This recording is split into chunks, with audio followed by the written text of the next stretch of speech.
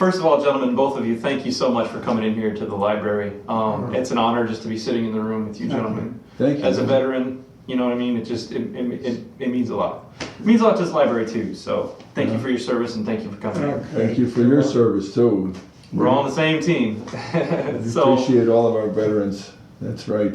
And that's something that I completely appreciate from the Vietnam vets, especially more than anything, because I think they understand what it's like to come home and need those brothers helping you out. That's right. That's right. We need to help each other out because we understand what's going on inside of our minds every day. And every day. Listen and try to definitely understand it and feel what you've gone through. You know, and that's you don't get that from people who haven't been through the experience because they couldn't understand it. You know, right. There's no way they wouldn't understand the traumas and tragedies and the brotherhood, the bonds that are created. And it's just a whole different dimension living and doing and dealing with war.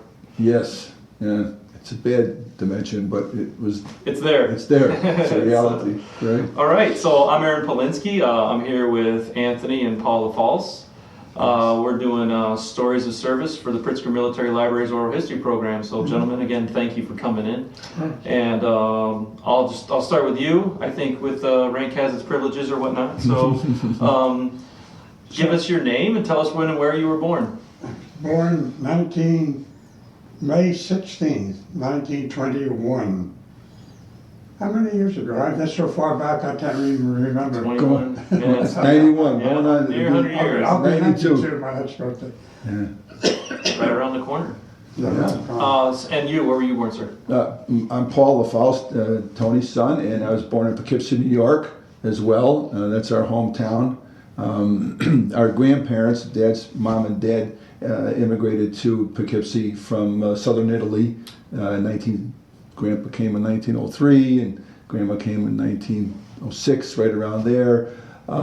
So that's our family background. They had 11 children and 9 boys, 2 girls, big family. Mm-hmm. I'm a grandson and I'm dad's son. We had 4 in our family. But when I was growing up, I had about 35 cousins, first cousins from his family, and we were very close. We all knew each other. We played with each other quite a bit. Went to school with each other, and visited at Grandma's house a lot. And particularly on Sundays after church. Yes. Congregated with moms. Yeah, that's another thing too. Is a wonderful upbringing that we had. The family was very devout Catholics, and that moral foundation built the foundation for all of us, you know, growing up, and I'll never forget that, and I always appreciate that in my life, and I know Dad does too. But when getting back to you, Dad, your story, 1921, you were born, and growing up during the Depression, pretty soon after that, your family was poor. Grandpa was a laborer when he came over. He really couldn't fund the family very well as the children kept coming. So most of your older brothers, when they got to about 8th grade or so, they had to drop out of school and go to work. And in Dad's case, it was you were 15, I think you're a sophomore in high school. You finished your 10th grade, and then you had to leave and go work in the coat factory and help out.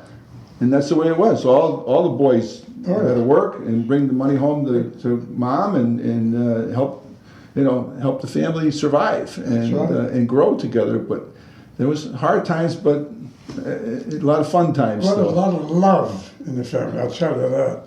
Boys didn't argue, didn't fight or anything. We had differences of opinions about things and all that, but it was all done peacefully. Mm-hmm. Yeah, really. Did you guys ever have a chance to finish school? Like you had to come out of school to work during the Depression. Were you able to go back to school and get your degree or diploma? I mean, no. Uncle John's the only one. The youngest one went to college. Okay. And he graduated from college, and he was a teacher. He was a voice teacher. I think I went up to second year. Yeah, 10th grade. About the 10th grade is about it. Right. But to go out and work. Yeah. So from the time you were 15 and you went to work in the coat factory, but you were also a musician. The whole family were musicians. Oh, that's wonderful. Dad's a tenor sax and a clarinet player. Okay. And he learned from his older brother, Pat, who, made sure that you Yeah. Did you guys play practiced. a lot of music during the Depression that kind of helped you guys along? Or? Oh, yeah. Oh, yeah. And they sang, too. They sang in the church choir. Okay. So they were all singers. We had an orchestra, dance orchestra, for dance and occasions like that. And we were kind of looked after. I mean, to do it, to play these jobs. They were good. What was the name of the orchestra? The LaFalce Brothers Orchestra. LaFalce Brothers. LBO, the LaFalce Brothers Nice, Orchestra. very original, very original. Yeah, yeah. That So, was, what brought your family over to the U.S. from Italy? oh, when Grandpa came, his older brother Tony, who you're named after, had come already. And he was here, and he was working as a laborer, and he kind of sponsored my grandfather to come. At that time, that part of Italy was very, very poor. Okay. And there was a huge immigration of folks from the late 1800s through the 1920. That's when the Italians came. Yeah. So it was right in the middle of the big wave of Italians coming over. And they came here, seeking a life of a better life. Just opportunity, right? Opportunity. America. They all heard about America. The streets were paved with gold. Right. Go to America. You make your way. Everybody's rich over there. And of course, it wasn't that way. They got here, and Grandpa was paid $4.50 a month as a laborer, building roads, mixing concrete, hard labor. But that's the immigrant story. Yeah. Every group Yeah, that made came by the over. sweat of your brow, right? Yeah, yeah, and he was a good man. It was a good family, and Grandma and him raised a fantastic family. Were they musically inclined as well? Grandma was right. What's that? Who'd you get the music from? Who all the My brothers? mother. From your mother? Yeah. Yeah, What did she play? Didn't play anything. Just She sang. Sang? Yeah. But she sang like a professional singer. I mean, she had the right timing, Mm-hmm. and the right notes, and it just came natural to her. And that's where we got it from. Yeah, so there's no sense of classical training. It was just a natural thing. Yeah. Yeah. Some people have it. Some people have it, right. That's right. So post-depression, didn't finish high school, right? What led you up to your enlistment? Well, let's see. They were drafted. You were drafted in Right. 1942, around August of 42. You went in. You were working in the coat factory during the day Yeah. and playing in the orchestra with your brothers at night. And they would play as many jobs a week that they could, Right. and then help bring in the money for the family. And I'm going to tell a little bit about your dad. He was very talented, and he really, really knew music. His older brother saw that in him. When he was 14 years old, they decided to send him to school in New York City, which is about Teacher. an hour and a half train ride from Poughkeepsie. Mm-hmm. Every Saturday for 2 years, he went down to Manhattan. He studied under Otto Chesana, who was a famous big band arranger and director at the time. He had his own big band, and he taught. So Dad went on the train 2 years every Saturday, and he learned arranging. And that's writing the notes Right. out, knowing in your mind what each instrument part is, the harmony that they play or the melody, and being able to write in that with a calligraphy pen, and drawing the notes. He's wonderful at that. He can still do it today. He could sit down any tune, an old standard. He could sing a song for me, and I could write it down. He could write it out in music. Wow, that's So- impressive. That was, his brother saw that in him. And so Yeah. then you were 16, you were playing with your brothers and working in the coat factory until 1942 when the war was on. You got drafted. And I forget all these things. It happens. The years start to go, and God you just Almighty. sometimes you lose it. It's it's Sure. completely understandable. Did you? How did the family react when Pearl Harbor happened? Did you I remember How did the family react when Pearl Harbor happened? When you guys heard about Pearl Harbor? the bombing? No kind of reaction. In those days, Mom and Grandma and Grandpa, they didn't get involved much. No, they probably didn't listen to the news that much. But your brothers, your older brothers, all knew. I mean, you all knew that we had to go to war. Oh, yeah. How did you guys find out about Pearl Harbor? What's that? How did you find out about Pearl Harbor? How do you find? Oh no, I've been on the news, but Newspaper or radio? my mother and father. Yeah, it's the newspapers. Okay. Yeah. Sure. And I think in the movie theaters too back then they used to have newsreels, Right. Yeah. and they would show pictures from Pearl Harbor and the fact that we were attacked. They had a little bit of news Mm-hmm. happen Yeah. in those days. So then, just under a year later, you got drafted. How did you find out about How did you find out about that? Or, how did I find? So the thing told us, I guess. That was I think you used to get a letter, right? Did you get a letter in the mail, or a phone call, or Yeah. singing telegram? I guess so. Letter. Letter in the mail. We don't have a copy of it, but I think they used to send telegrams back then too. I Right. think, or a letter. You got your notice because you had brothers that were already in the service too. Uncle Frank was in We the had Navy. 6 of us in service. 6 of the 9 boys served in World War II. 3 in the Navy, 3 in the Army. How Right. many joined right after Pearl Harbor?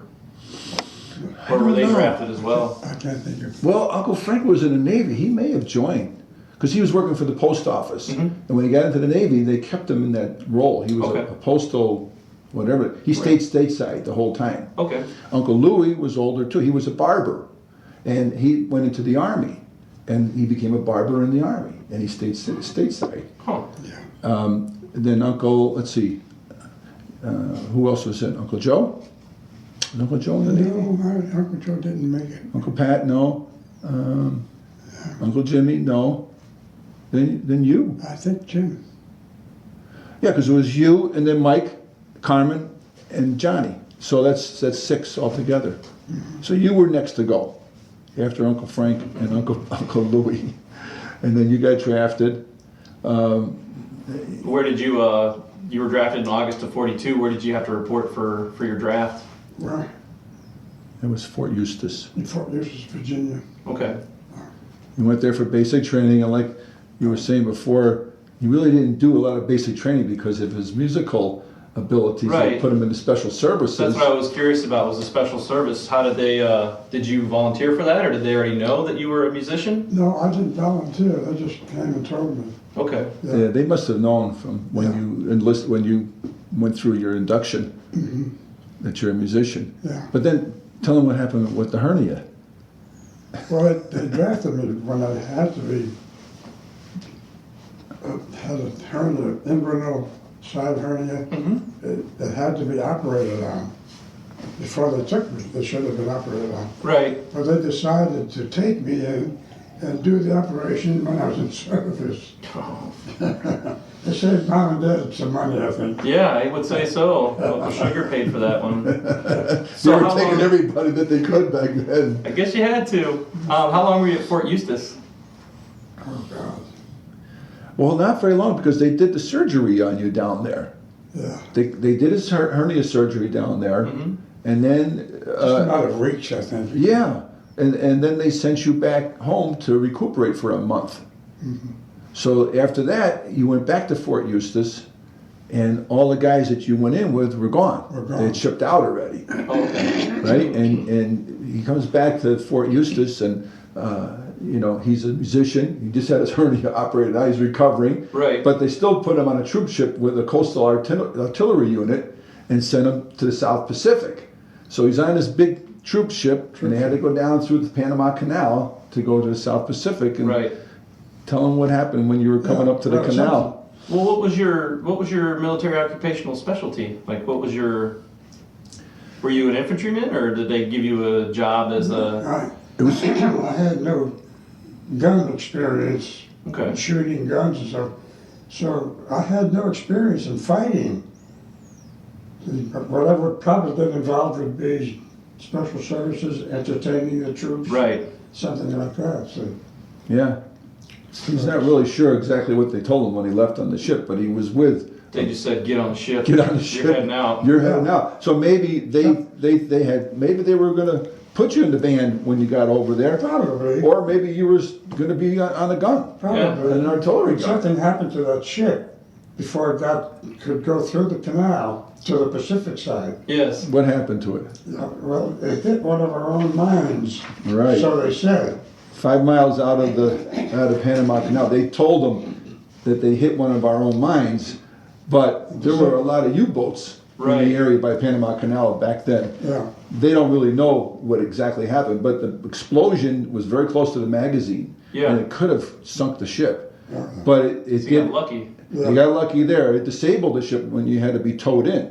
That's right. And then what happened?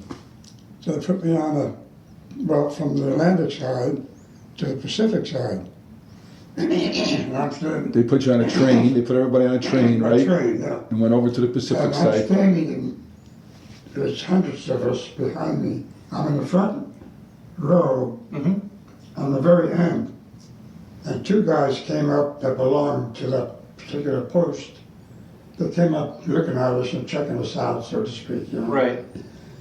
And I said, hey, do they have a band on this post here? They said, yeah, we're from the band. Why do you ask? I said, well, I play sax. You do? What kind of sax? Tenor sax. You play tenor sax? Well, it just so happened that they were looking for a guy like that. What are the odds? How about that? Yeah. Yeah. Huh? They must have known you were coming. I don't know how, but Well, Yeah. they were trying to form. They were starting to form a dance band within the military band, but they Yeah. hadn't really progressed very far yet. And they needed that on the post. It was Fort Amador, yeah. Panama. This was in Panama. Yeah. Okay. And they needed to get a dance band going because it entertains the guys, the troops, and it also plays for the officers' clubs or any Yeah. occasions and so on. So I wound up 2 weeks later. 2 weeks later in charge of the band. And No, they changed your orders. They they did. and they put you in the band in Panama. Yeah. And then 2 months later, 2 months you later. became the leader of the band. Yeah. But what did the old sergeant, tell you? You didn't want to take the leader job Oh. because you just got there, right? Yeah, there was a trumpet player. He had been there for a long time. I said, why don't you let him be in charge? He said, give it to me. He's been here a long time. And this guy was a southern guy, you know. Corporal LaFalce, I want you to be in here, da, da, da, da. I said, oh, okay. Don't get mad. Yeah. Now we've got pictures of him in Panama playing in the band. I got them on a CD here. So the pictures he brought home were in the closet for many years. Right. Well, when Dad came to live with us a few years ago, I took them all out and I scanned them and put them in the computer. And a lot of our cousins know they're up on Facebook and Right. they're there for electronically. Now we can do whatever we want with them. But it's great because you think of it, he did 2.5 years in World War II. He was a band leader in Fort Amador, Panama. Right. And we used to always, On my way to the South Pacific. on his way to the South Pacific. I mean, Got held up, right? yeah, what are the odds? Now, some people say you're lucky, but No. what do you say? Grandma's prayers and Aunt Helen's prayers. Yeah. And everybody else's prayers. Well, I brought all 6 of you home, too. All 6 that served in World War Yeah. II. Everybody survived and came That's home. incredible. That's really Yeah. incredible. Three in the Navy, 3 in the Army. Yeah. But So you were stationed at Fort Amador. What's that? You were stationed at Fort Amador. Yeah. How long were you there for? 2.5 years. Yeah. Till he got out, till the end of the war. So you stayed your whole enlistment there at Fort Amador. From January of 43 to August of 45. And what were some of your better experiences being there at Fort Amador? Do you remember? Well, not having to go out and shoot and kill people. Did you even carry a weapon? No. Your saxophone was your weapon? Yeah. I could kill him with my sax. But then tell them what you used to do during the daytime when you had to load up in that 2.5 truck and drive out to the jungles in Panama. Panama was well defended. We had a lot of artillery emplacements, and that's guys were there pulling guard duty. They're entertained. And they entertained the troops. That's what they did. And during the day, a lot of the pictures they have, the guys are loading up the bass and the Yeah. instruments onto a truck. And making their way out to one of these emplacements and setting up and doing a concert for the guys. Did you guys have your helmets and stuff too with you, or Do what? did you have your helmets and your No battle uniform, or were you dressed out nice? Just the regular khakis or khakis, you know. Okay. Yeah. yeah. No helmet. You see in the pictures, some of the pictures of them going out. In fact, a lot of those trips you were in the greens, in your fatigues. Right. Yeah. You would these little, we call them boonie caps. Yeah. You call them something else. What are those little floppy hats that you used to wear? I forget. Yeah. Mine was Yeah, we always called them boonie caps. That Yeah. was there's the, caps. yeah, the boonie caps, because you're out in the boonies wearing them. You know, Yeah. you're always in the woods when you're wearing those things. Yeah. So you got to go around and entertain all these gun bunnies while they were in place. Yeah. Did that for about 2 years. Yeah, and they traveled. You went to Costa Rica. You went to Peru. They went to Galapagos Islands. We got pictures of the guys on Galapagos. Entertaining. And one picture we have where they were getting on one of these DC, looks like a DC-3, the old military transports. And there was some actress and a couple of guys waving at the door. You couldn't make them out. And all these guys are like on the tarmac right next to the plane. Yeah. So they were entertaining the troops. And that was a big deal. That was, absolutely. Morale is huge. morale was huge. And music back then, it seems like every unit, whether it's on a Navy ship or an Army base, there's guys that have got a guitar or somebody's Right. playing a accordion or clarinet or something, and trying to pass the downtime away and keep the spirits up Right. of the guys. So it was an important job that they played. And Agreed. Did you guys work with the USO at all, or Yeah, but occasionally they came by. any famous people? They what? Did you meet any famous people? Bob Hope? I don't know. Yeah, not Bob Hope, but some. there was a lady, I don't know if she was a singer or something, I can't even remember her name. Yeah. You think you could remember who she was? I don't know who it was, no. But I know there was a lady in that picture by the airplane when you were going to Peru. Because on the back of the pictures, he always wrote notes. So that's pretty good. We picked up a lot of information. And that one, you were in Peru or you were going to Lima at the time to do a show, a USO show. So we had troops in Peru you were going to entertain. Must be. Yeah. Yeah, must have been. What was Peru like? I can't remember. No. Sorry. No, that's no problem. I'm just, I'll ask, and if you don't know, you don't know. It's no issue at all. What was Peru like? Yeah. What was Peru like that you can remember?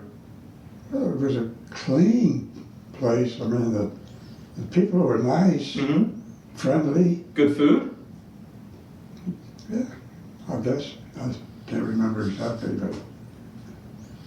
Hey, I'm 92 years old, man. That's totally understandable. That's completely understandable. Did you? Give me a break. I just want to make sure we get the best part of your story. Yeah, That's my job. And so far everything's going just fine. There's no problems at all. Good. And Yeah. it's He really shaped that band up for them. I was going to ask. I mean, they put you in a leadership position pretty quick. I mean, you must have been a fairly talented individual and a great leader, right? Compared to what was there presently, I guess there's more advanced. What was their talent level, the guys that were already there in the band? What's that? What was their talent level? Oh, they played good. They played well. They had to read everything. They knew how to read. They're not much in faking and creating on their own. Yeah. What's going on? Yeah. That's what he's good at. He Improvising. can improvise. Improvising a lot. Unbelievable. Would you This say guy- that the band, when you left the band there, I mean, would you say that they were definitely in better shape than when you got there? Yeah. I Yeah. think it helped some get them together more or less, in some areas. Musically, yeah. Did you guys have a lot of downtime? Downtime? Like free time? Yeah. Yeah. Did you have a lot of free time while you were in Panama? Like Oh. time to yourself? Oh, I see. Go on passes and all that? Yeah, did you go on pass? Oh, I mean, yeah. you obviously were traveling enough as it was, but Yeah, sure. what was your free time like? Well, just go in town, have a couple of drinks or something, and just stay away from women and their diseases. Was there a lot of that going around? Oh, I told you, stay away if you want to be healthy. Right. Got to abstain, as they say. I used to ask him about that if he fooled around, you know, with Yeah. the girls in No. town.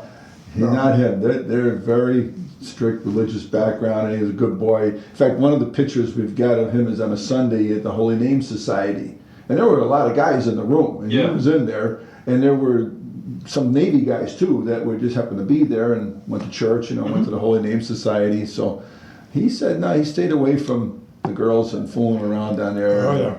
And he, but what about all the things you did on the base? They had tennis courts, a golf course, Yeah. Oh, that- archery. He's got pictures of him with the guys. So you were doing archery and playing sports in your free time too? Did I do that? Playing archery or doing archery and playing sports as well?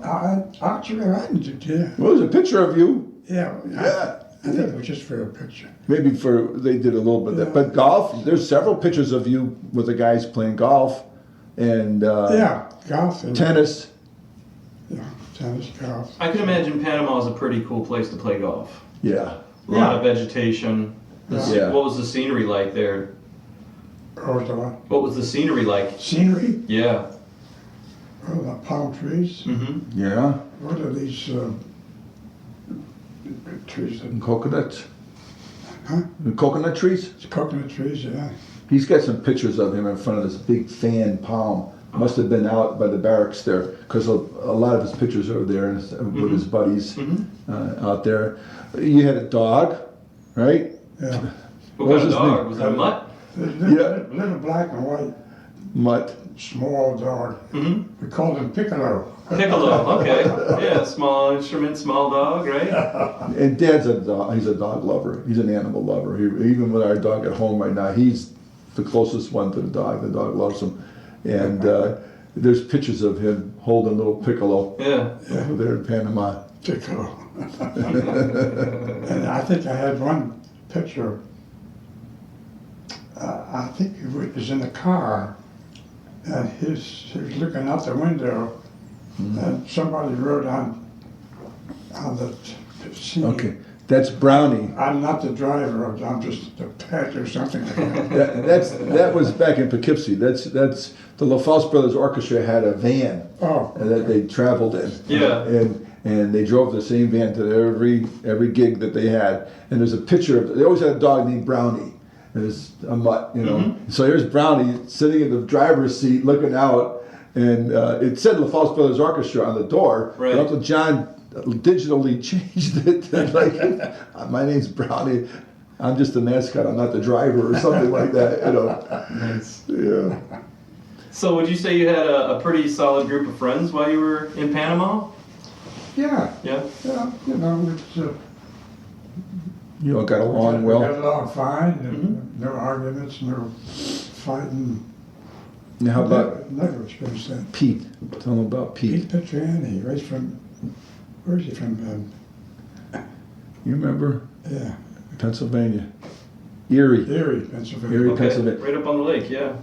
Pete, they stayed friends for many, many years. When I was a kid, I remember them coming over to our house to Pete visit. Petriani. And we'd go from Poughkeepsie up there to visit. Right. They were close friends. He He was a felt- clarinet player. He felt indebted to me somewhat because I got him in the band Oh, okay. down there. Yeah. And he was a sax player. How'd you get him into the band? Well, just talked to the top kick in the band. There's a guy out there, he's a sax player.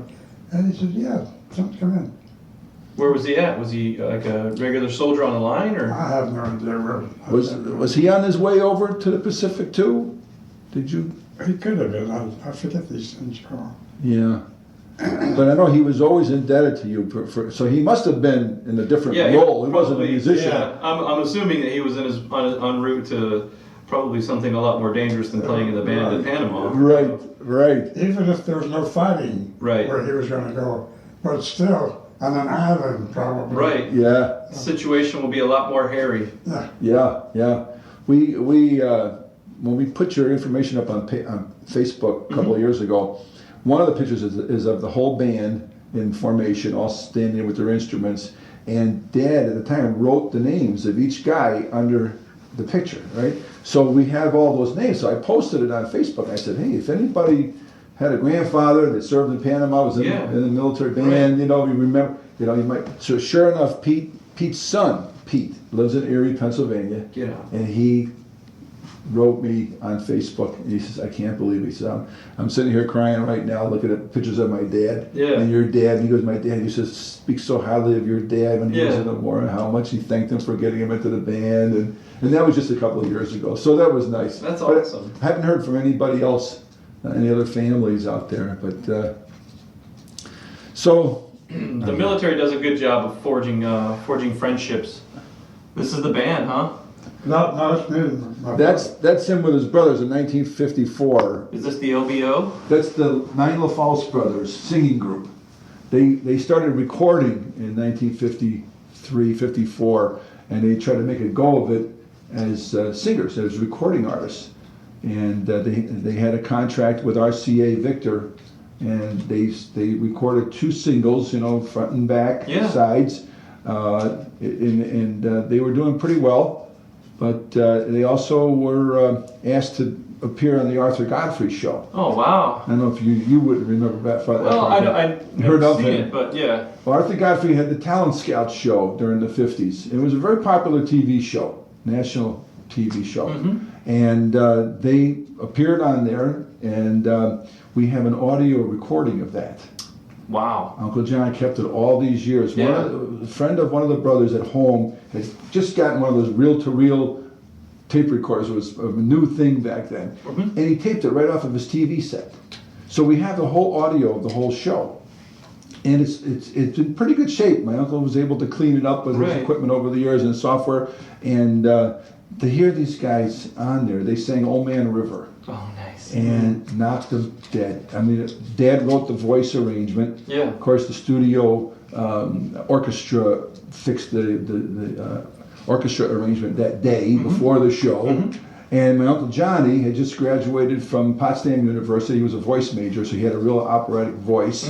He was singing professionally at that time with the Robert Shaw Chorale and traveling around the country. So he was the perfect baritone for the lead in Old Man River. Yeah. And they just nailed it. And that's one thing we'd like to give you as well as a copy of the audio recording That would be of that incredible. show, because it's really neat. You get the Yeah. commercials, everything is done live. It's all authentic. Yeah, Completely. we tried to get a copy of the video, but when we went to the CBS studios about 1960, I think one of my cousins went down there and asked the guy for, if they had it. He goes, yeah, sure. What was it? September 20th, 1954. Yeah. So he goes back, he pulls the can off the shelf, and he opens it up, and it's disintegrated. Because that old kinescope videotape, they lost so many TV shows, and unfortunately it was lost. So we never got a video of it. But we've got a good audio recording. That's awesome. It's unbelievable. We play it all the time for friends at home, and they get a big kick out of it. Can you get it, Dad? Yeah, let me see. Snuck in there. Anyways, well, we have all these pictures. Yeah, for these pictures electronic. are incredible. So you 2 years in Panama playing in the band. Yeah. What was 2.5 years. And then you were just discharged Yeah. in 1944, Yeah, 1945. when everything was over, they started discharging, Yeah, in September. and I looked to be discharged to be back with my brothers again. Right. So they gave me a discharge. What did they name the reason? Oh, Anxiety? yeah.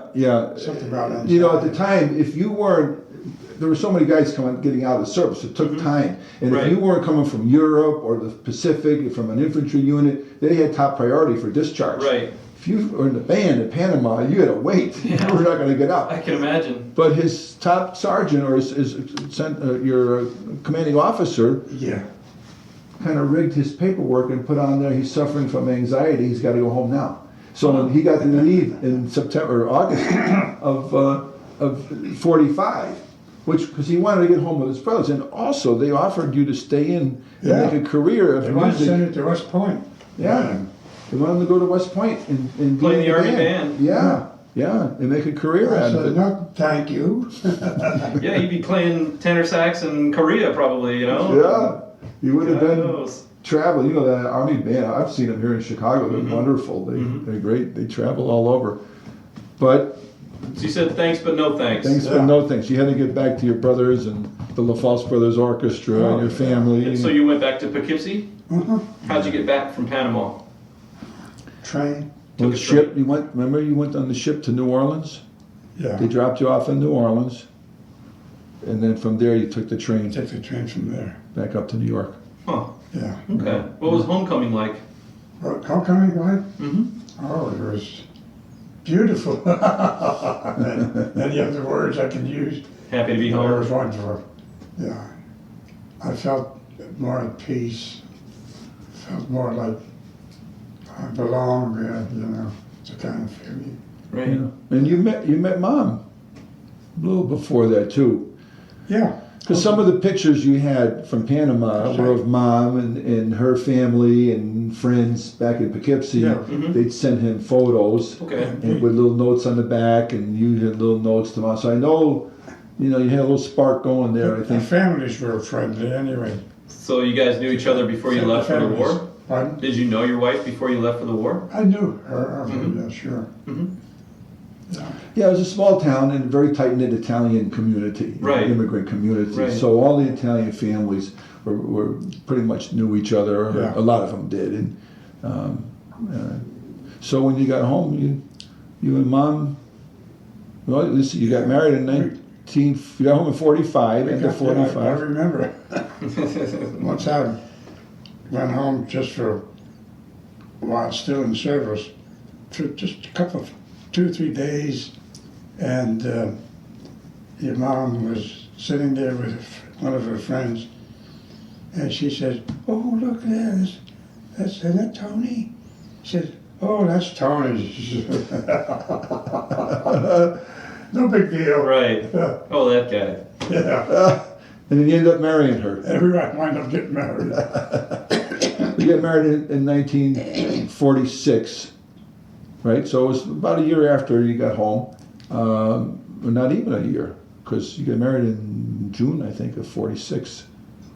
You got home in August of 45. I can't keep up with these details. It's a good thing you got him with you. Yeah. You know? I mean, heck. Well, Richie, my older brother, was born in 47. He was born Okay. in May of 47. So that, you were not even a year home when you guys got hitched. How much longer after that were you born? 2 years. I was born in 49. 49. Uh-huh. Yeah. And my sister Patty was born in 52, and Bobby was born in But our families knew each 56, other. 55. You know. So, Yeah, families knew each other. aside from your ship in the very beginning with the mine or the possible U-boat, was there any other harrowing activities or any other moments of danger that you can recall while you were in Panama?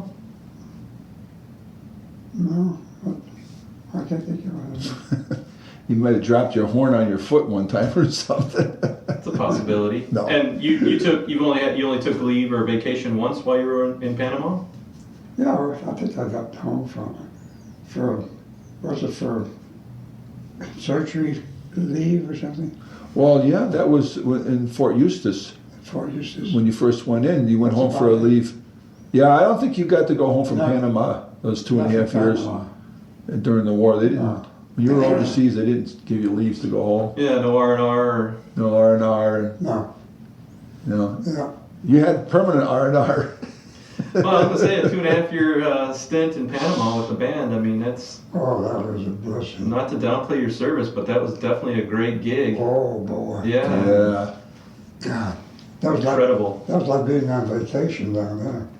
Good weather, Because right? you were a musician Golf club, tennis court. Come on. Yeah, and playing music, which you love. I Yeah. mean, that's what you've been doing all your life up until that point, and you were good at it. And be in charge of the band and all that. Mhm. My God. Yeah. I didn't ask to look for it, but it just came. did you have any awards and decorations that you came home with? Any awards? Yeah, you, What have I got? I can't remember these things. some medals. Your I forget what they call them. There's different campaign medals, and his was, I think, the American side or the North American, some kind of a campaign medal, and good conduct. Got a good conduct medal, honorable discharge, and luckiest guy in World War II medal. I would say.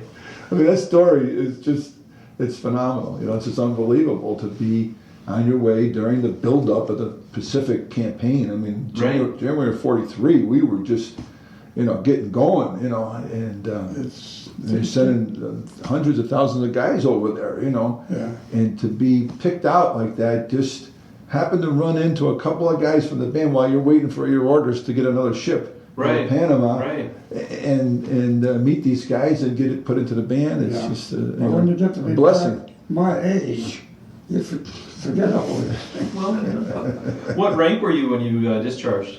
I think sergeant, what was it, 3 up and 2 down? Yeah, they call it tech sergeant. Okay, Yeah. so E7. Yep. Okay. Yeah.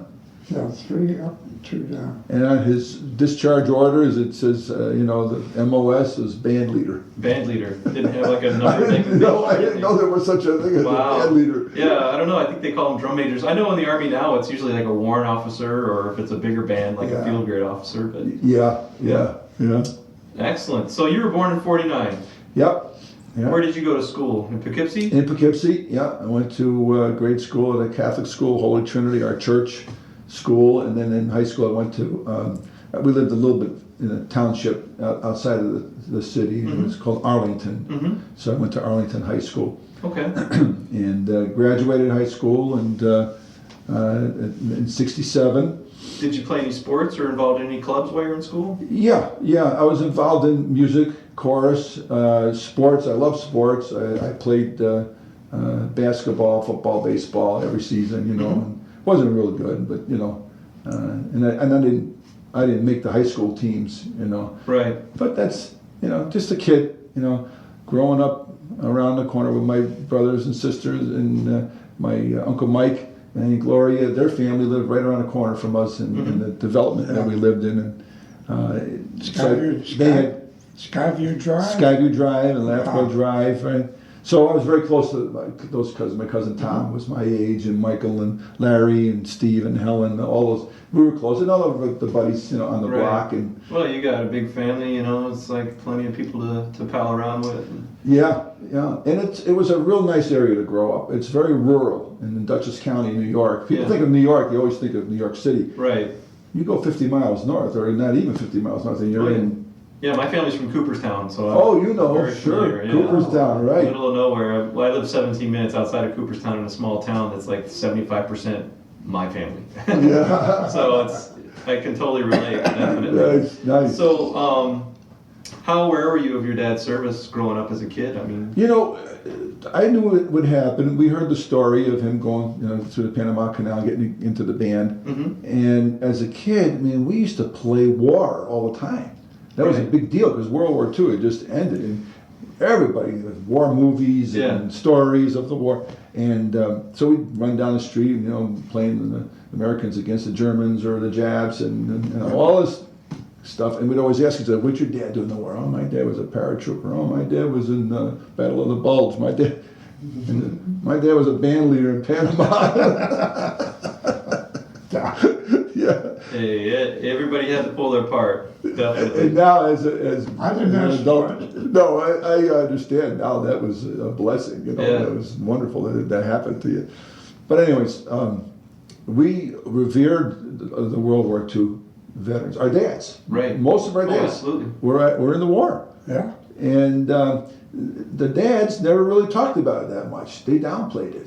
Yeah. You know, never really went into a lot of detail of war stories. We tried to get them to talk about it. No, not in front of the family. We're not going to talk about it. You know, other dads.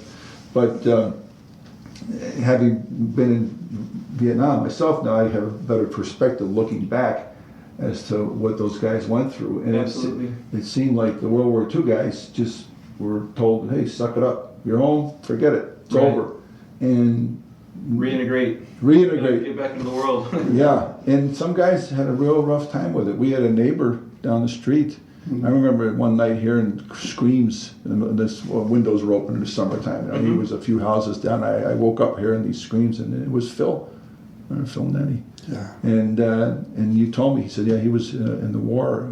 He had a real rough time of it, and he has these bad nightmares. And that's the first time I ever heard anything negative. How'd that make you feel? Like, what were you thinking when you found out about that? It was scary because I heard him. You know, Yeah. he was screaming, you know, and but I didn't. Once I was told to me what had happened, it just didn't really sink in. You know, it's just like, what do you mean it's from the war? You know, I didn't understand what it meant. Right. But now I do. You know, Right. Now I can appreciate what the program is going through. You definitely gain perspective being in the military when those things are concerned. Yes. So you graduated in '67, you said? In '67, I didn't want to go to college. I wanted to go out and work. And at that time, it was about half and half. Half the kids went to college, half of them went into the workforce. You know? Right. I used to read Boy's Life magazine, and I wanted to go see the world. And I saw these ads to go to join an airline. If you go to this airline school in Minneapolis, we'll train you for 2 months and you get a job guaranteed with a major airline. So I did. I went to Minneapolis in September of '67 for 2 months. It was a great experience. Went to this little airline school in downtown Minneapolis. My buddies from school all got jobs in Chicago. And I didn't want to go to Chicago because at the time, Dad had just moved our family to Hollywood, Florida. Oh, okay. And it was a big move. And the same summer, you went with Patty and Bobby and Jackie, went to Hollywood, Florida. One other thing I want to mention in between that, my mom passed away when I was about 12 years old, 1962. She had cancer. And in those days, there was no chemotherapy. Still pretty new to everybody. Yeah, there was no radiation or anything, you know, poor thing. She died young. She was only 41 years old. What type of cancer, if you don't mind me asking? Stomach. Stomach cancer? That's what they told us it was stomach. I don't know if that was really exactly what it was, but you know, it was stomach cancer. Okay. And so we lost Mom, and a few years later, Dad remarried, and then that's when they moved to Florida, and I went away to Minneapolis. So from Minneapolis, I wanted to go to Florida. I wanted to get a job in Miami. Right. Because they lived in Hollywood. So I went down there, in a couple of weeks, I couldn't get hired. I was trying to get on with Eastern and Delta and Pan Am and National. What kind of work were you doing though? As a steward or? As a No, flight it was attendant? like agent. They call it like a ticket agent or baggage service or air freight or operations, doing the weights and balances on the planes. That type of, that's what we were trained for. And that was a pretty good job back then.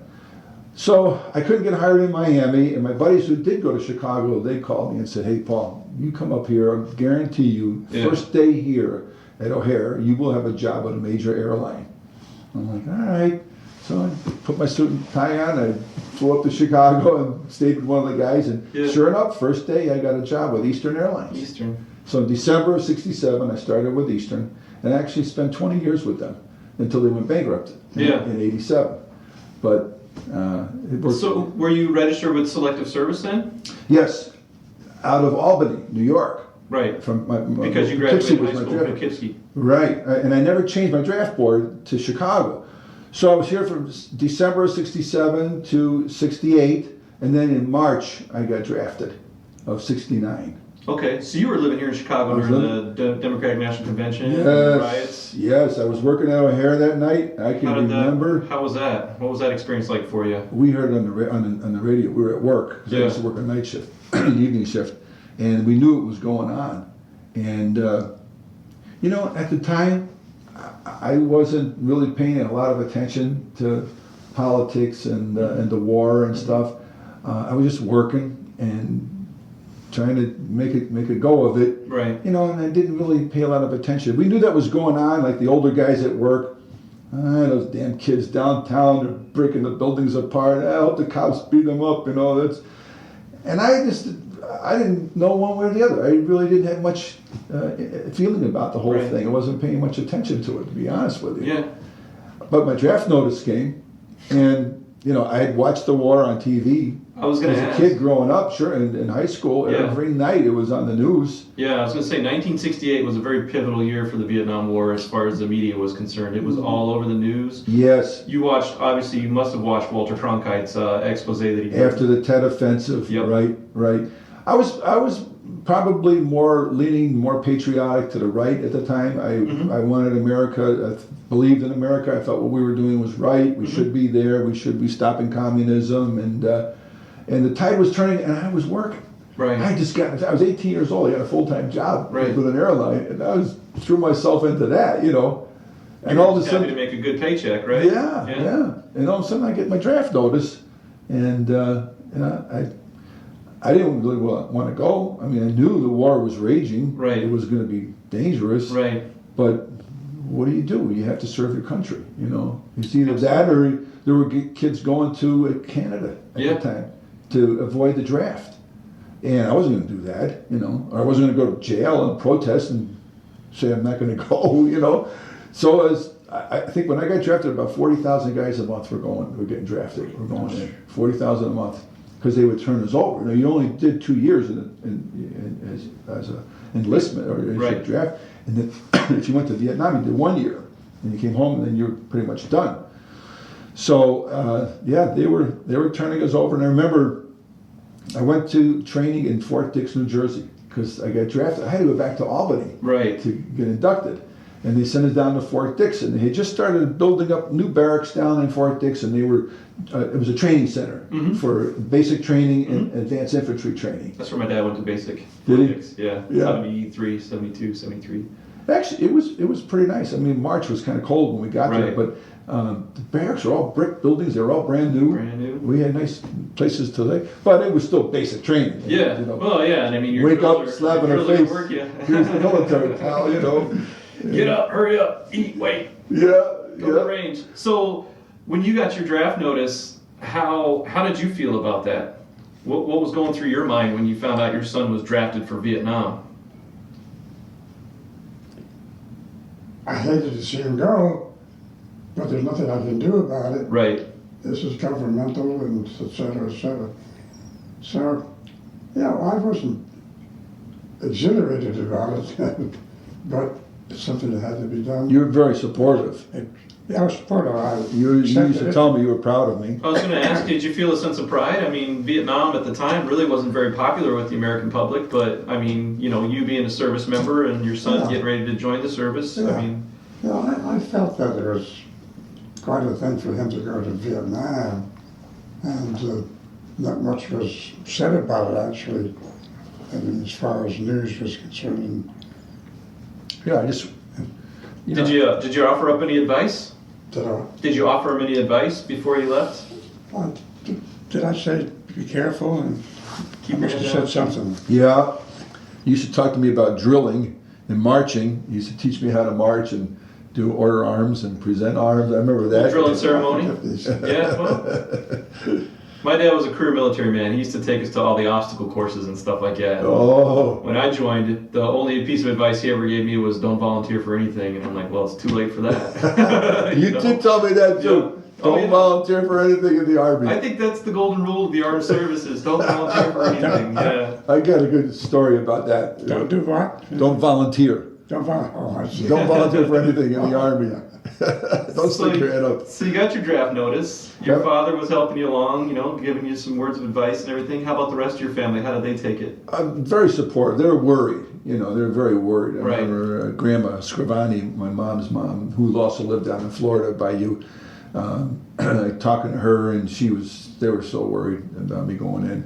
So I got a lot of prayers from the family, Grandma LaFalce, Aunt Helen, all the aunts and uncles. They knew I was going, you know, because out of all the cousins, I think I went, cousin Mikey went, Uncle Joe's Mike, but he was in the Navy. Nobody else in my generation had really gotten into the infantry and gone over there.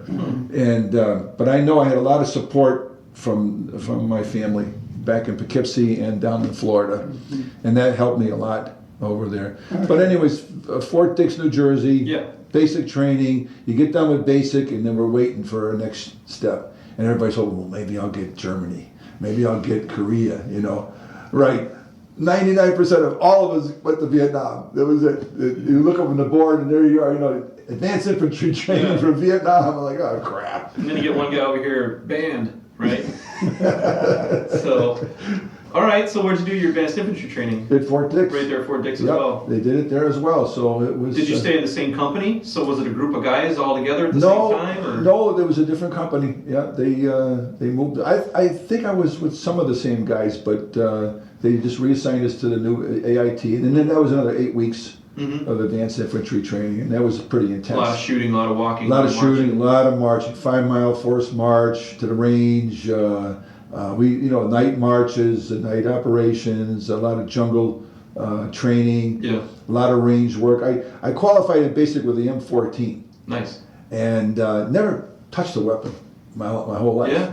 And I remember the first day at the range in basic, you know, they come along, they give you 3 rounds, and you got to get the bullseye. And I think it was 200 meters or so, I don't know.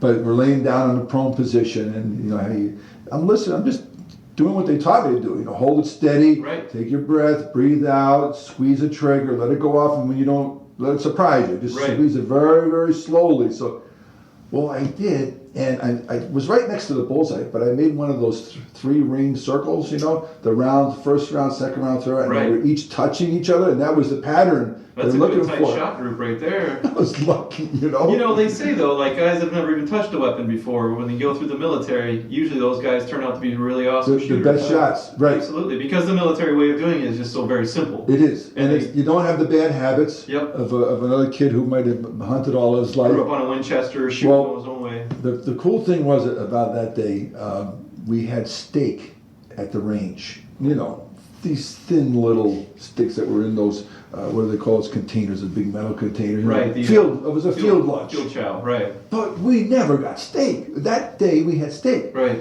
So you had our mess kits and you had to go up there and get your lunch waiting in line. Well, the colonel came by and he was looking at the targets and he went, now that's the kind of target I'm talking about. The 3 ring circle. Whose is this? LaFalce.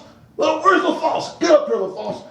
Yes, sir. He goes, you want another steak? I said, yes, sir. He goes, go up to the front of the line. You're getting another steak. Nice. I was like, oh my God. Nice. It was Did you so know about cool. this? Did you hear about that? I might have. Yeah. I'd be proud as punch. My kid just got 2 steaks because he's awesome at shooting. I'll never forget that. You know, you never get steak on the field lunch. Yeah. The day we had a steak, I got 2. You know, you're hungry all the time in basic Oh, yeah. training. Yeah. Every morning, you're up, you know, 4:30, 4:45, roll out, get in formation, go to class. You're standing outside in some class Right. and then you finally you march and you run to the mess hall. So by about 7, 8 o'clock, you're starving, you know, and you just eat everything in sight that you possibly can. And they did it. There was no seconds. You better eat it all and then drink your milk at the end and your Yep. water because, Yep. you know, you're done. It's going to be it. At lunch, you're starving again. Dinner, you're starving again. You know, but it's great. It was great training. You know, I was in the best shape of my life after basic training. Can't go wrong with that. So, anyways, that's a little story there. And then advanced infantry training, made it through that okay. And then the orders came down. You know, everybody was going to Nam, and I got a month off, or 2 weeks. I got 2 weeks off. I went to Florida for a week, and then I flew back up to New York because I had to go to Seattle. I had to fly out of Seattle. Okay. So they let me go to New York for a week, and I know I was staying at Aunt Gracie's and Uncle Joe's house because my cousin was my same age, cousin Rocky, and they lived in an area where it was close to everybody, and I got to stay there for a week. And I'll never forget, that was the week of the moon landing. Oh yeah. July 29th, I think Yeah. it was, 27th. And I can remember sitting in Aunt Gracie's living room with cousin Rocky and Annie and all my cousins and getting ready to go to Vietnam. But here it was, you know, the moon landing, the What was first. that like? Awesome. I'd never forget it. Yeah. You know, seeing him step out of the, it's like, Jimmy probably. I totally lose track of time when I'm in here. That's fine. Anyway, There's a joke about this guy. 11:30. So everybody goes to the moon, but nobody goes to the sun. I said, well, you're crazy. You can't get to that place. He said, well, I would go at nighttime. Yeah. So you got to see the moon landing before you took off? I got to see the Vietnam? moon landing. It's a memory I have. And then also, a new magazine was out. We were reading because we're all into music, you know, Mhm. and it was called The Rolling Stone. And I never had seen that magazine before. And on the back was an ad for Woodstock, Oh, which yes. was right across the river from Poughkeepsie, Right. near Kingston. 69. And we're looking at it, like, man, Jimi Hendrix and Janis Joplin and all Joe these Cocker, bands. Country Yeah. Fish. All these bands are coming. This is Yeah. going to be so cool. And at that time, it was just like the generation was just flowering or something. I don't know. Kids from all over the country were interested in coming to this. It was the The first. hippie movement was big. It was Yeah, growing. Yeah. it was big then.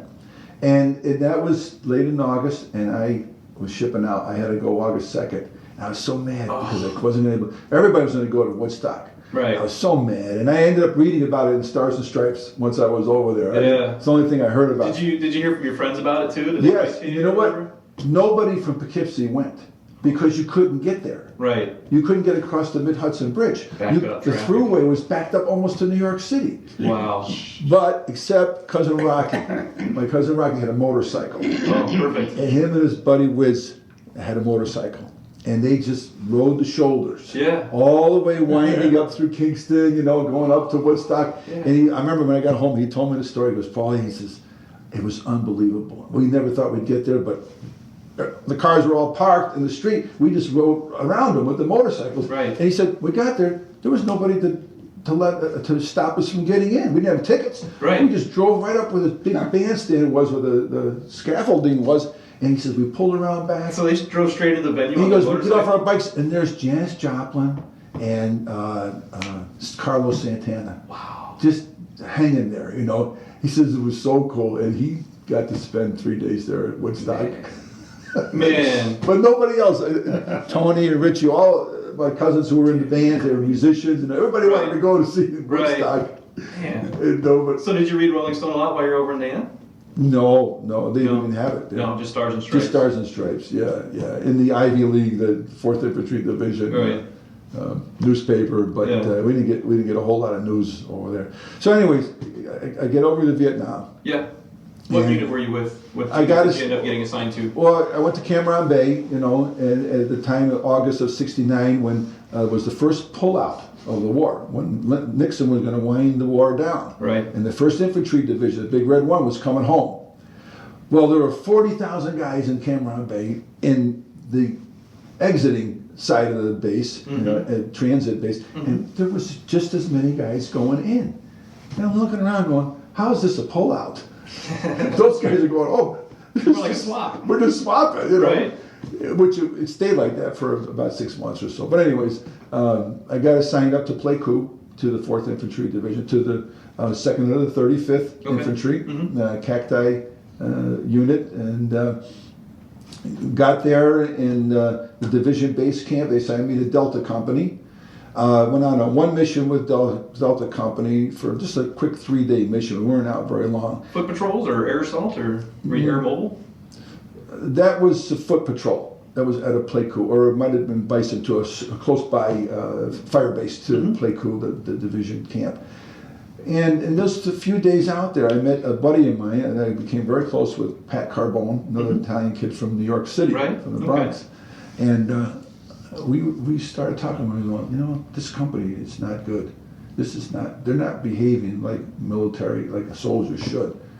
They're goofing around. Some guys were drinking beer. Some guys were smoking pot. They were making a lot of noise.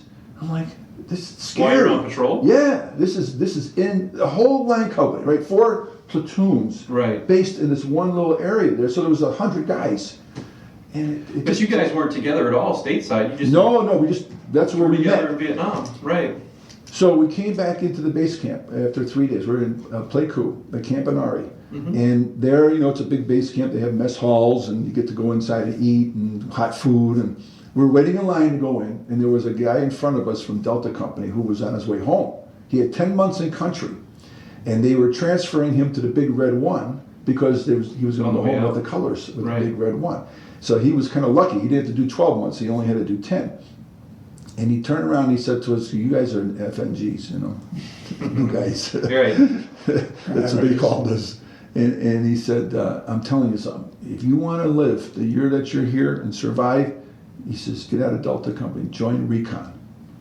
I'm like, oh, I heard about those guys. Yeah, Scouts out. He says, they're gung-ho. I said, they're gung-ho. These guys are in the field all the time. Right. He goes, you're right. They are gung-ho. He said, but it's a platoon. Recon is one platoon that operates on its own. Doesn't go with a whole line company. Part of Echo Company, which is 4 Deuce mortars and a signal headquarters type of company that stay in the fire base.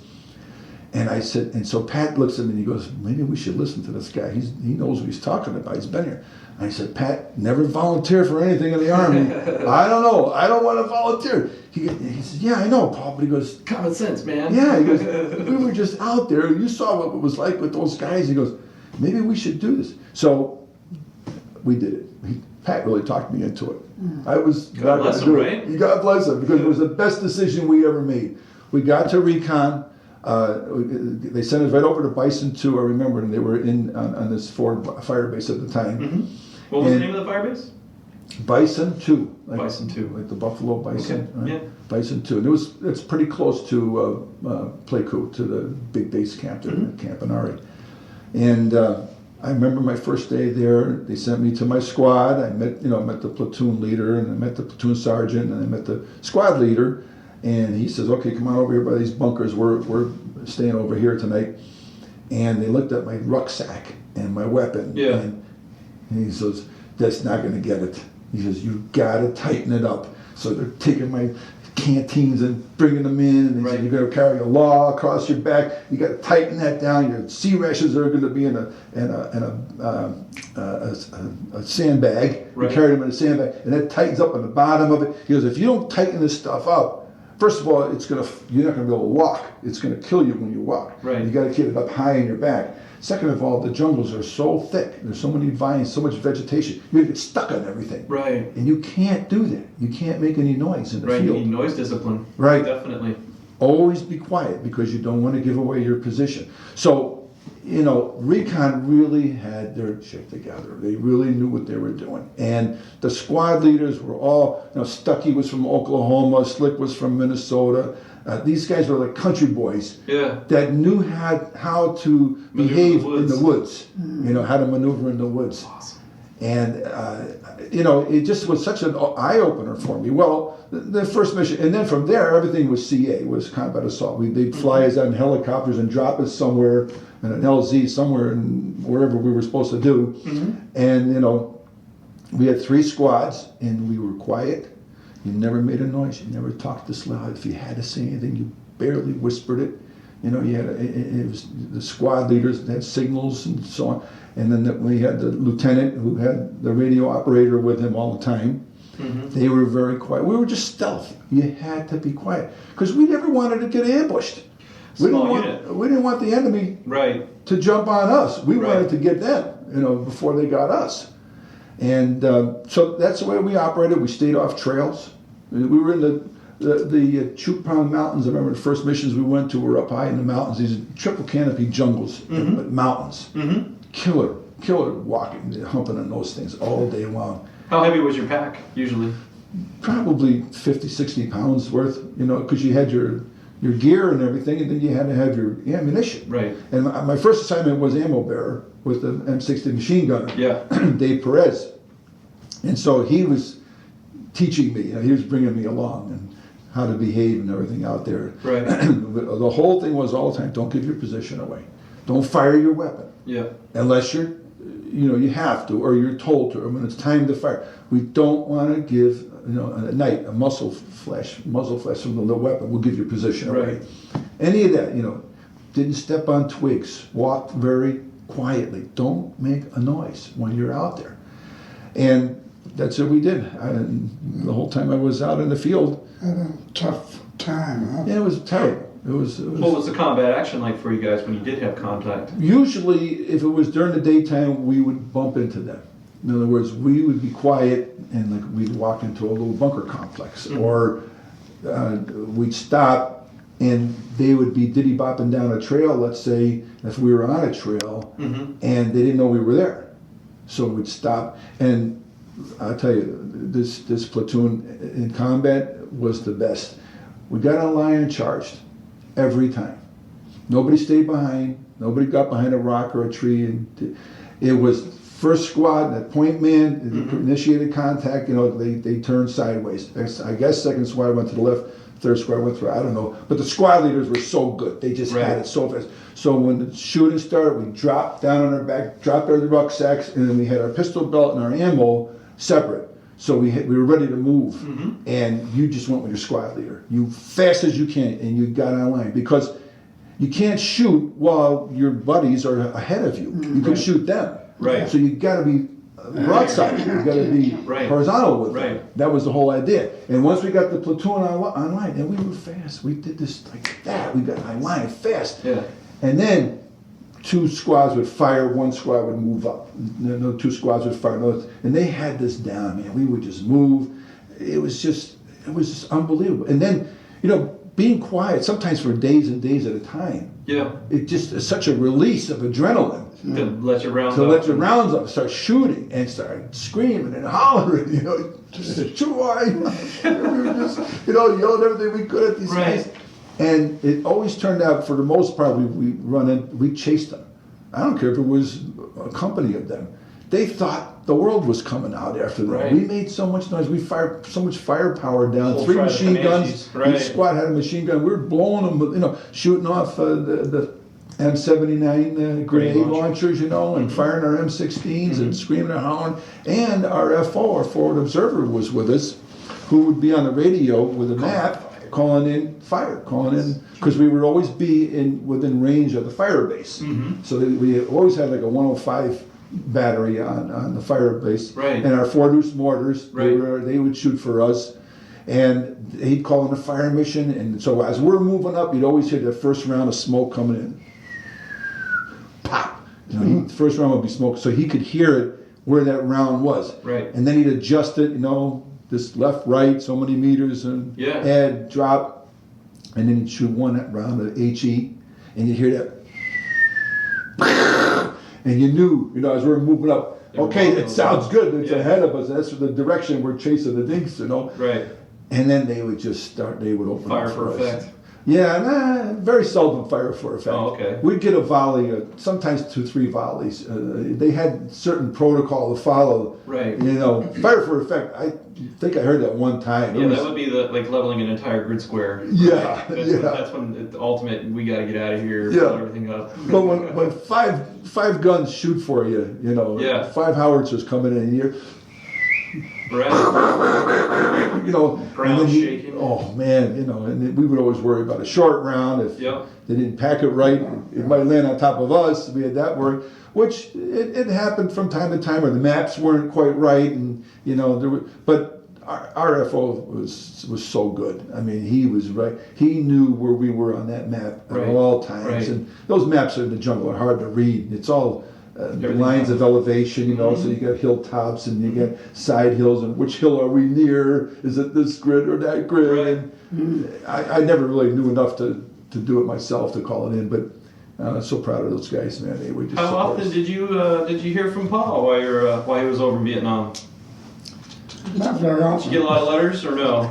I wrote home. I used to write, you wrote. Yeah, I wrote home all the time. I wrote to Richie a lot, my brother and my sister. But Richie, I think, was living in New York or California. He had moved, and you were there with Patty, my younger brother and sister. I think he was in California. Yeah. But I wrote, and you guys wrote to me a lot. I got a lot of letters from home, That's awesome. which was so, how important that is. Absolutely. Getting letters from home. Did you ever change or omit stuff, or how was your letters home? Were you pretty open, pretty forward, or did you just kind of like, hey, everything's cool? It wasn't everything cool. It was. I probably opened up a little too much than I should have. It was just so frustrating. The heat of being there. The heat in Vietnam is Right. so oppressive. I mean, you can't believe it when you get there how hot it is. And How long did it take you to acclimate? probably about a month or so. And the fact that I was with Recon really helped. I didn't know it at the time. I mean, I didn't want to be there. Nobody wants to be at war. Right. When you wish that you could be as far away from there as you possibly could. I mean, at the time you don't really realize how much of a bond you're building with your brothers in arms there, because you're going through it. And we talk to each other. We'd sit on the side of the trail sometimes, or we'd be in the rear of the fire base, which was a big deal for us to get into a fire base. Oh yeah, I bet. We didn't get in very often. And when we did, we didn't behave very well, so they'd throw us back out in the field all the time. Get back in the bush. Yeah, and we ended up being kind of a reactionary force for the battalion. The colonel would always, and when something was bad or one of the companies was pinned down, get Recon CA out there and help them. We did a lot of that. It's experiences we talk to each other and just say, if we ever told anybody back home about this, nobody would believe it. Yeah. It'd be like, you couldn't understand what this combat crap is, you know. It's survival. It's kill or be killed. Yeah. You don't want to be there, but you damn well better be good at it. Because Charlie would love nothing better than to sneak up on you at night and cut your throat. He hated us, you know. We knew that. We were just there for a year to do our job and get home. And the only way to do that is you better be good, and you better win every battle. And that's the attitude that we took. It's not bragging or anything. It's just survival. Absolutely. You know, and while you're going through it, it's horrible. It's just horrible. You just can't believe it. And being in the heat and the jungle and the bugs and the, you know, we'd see bugs crawling. We'd be sitting down and some caterpillar would come by. It was like that long with hairs. You never see, even in a book, you never even saw anything that was so weird looking, you know, snakes and. What were your impressions of Vietnam like as a country while you were there? I mean, like, growing up in New York and everything, I mean, heck, you probably didn't see it was a beautiful country. Canopy jungles before. It was a beautiful country. It was I remember thinking how beautiful it was, but I couldn't really appreciate the beauty of it. Flying in those helicopters over those triple canopy jungles was just, it's just depressing. You know, it's like, okay, I know I'm going down soon and we're going to have to start an operation. Right. There, and it's sleeping on the ground, it rains on you, bugs crawling underneath you, you know, and we never dug in. Yeah. We didn't dig foxholes. Right. Because every night we stopped, if there was a trail, we ambushed the trail. Right. So the trail comes like this, we would make a perimeter, 2 guard positions on the trail, 1 behind, and 3 guys would have to be up all night long on guard duty. And if it wasn't a trail, we would create that perimeter just in the midst of a thick jungle somewhere. Right. And, you know, you're tying your poncho to little twigs over here and over, trying to get it slanted so if it rains, it rolls off you. Poncho hooch, it's like Little poncho is about that high, right? And you sleep underneath with your poncho liner. You keep your boots on. Yeah. You got to have your weapon next to you. Bag is your pillow. Yeah. I can remember many nights, long nights, jumping out of an airplane, hitting the ground, doing a follow-on mission, and then getting those 3 hours of sleep under your poncho hooch. Yeah. Terrible. And then you know, like, you got these watches with the luminous dials, so you could see that's only light you could give off. You know, it doesn't even give off, but you could see the dials. And there, you know, you never forget the middle of the night. Somebody say, LaFalce, get up, guard duty, it's your turn. Yeah. Oh, okay. Get up and you go over to the guard position. And you sit there, and you gotta stay awake. You're so tired from walking all day or whatever. You better stay awake. Did you have any night vision devices for your patrols? We did. I remember getting a night scope once or twice, or we had it towards the end of my tour, I think. We had one with the platoon. I don't think we had one in every guard position. You just basically sat there in the dark and listened. And, you know, if you heard anybody coming, then, of course, you had to wake up the guys next to you, but you had your claymores. Right. You set out claymore mines every night. Right. And you know, these are these bombs that... Front towards enemy. Front towards enemy, right. It's a little disc and it's got, 700 steel balls in the front and C4 explosive in it with a wire on it and a blasting cap. And the wire comes all the way back, and you put that in front of a big tree so you wouldn't get the back blast from it. You had to have it in front of a big tree. So everybody put their claymores. So you had to make 6 or 7 claymores out there, and you had all the clackers. So if the enemy was coming and you know it was time and you ambushed them, bang, you blew them up. Mm-hmm. So that was every night. When that claymore went off. God, I remember when we blew them off and it knocked a tree down, almost hit me. Whoa! It wasn't you had to pick a big tree. Right. If it was only about that big, you might knock it over with the back. Oh, I bet. Yeah. And it did. Steel ball bearings, man. They're unforgiving. Yeah. But that was the routine every night. You set up camp every night in an ambush or in a perimeter camp, and you had to go through it. That's why you guys that were in Afghanistan and Iraq, I think about you all the time. I tell my buddies, when you're thinking about those kids, just imagine this every night. You don't get to sleep through the night. Yeah. Someone's gonna come and wake you up. And if there's only 6 guys in your squad at the time, you divide the minutes of darkness by 6. It could be, 96 minutes. You got to pull it. Right. You got to pull that portion of guard duty every night.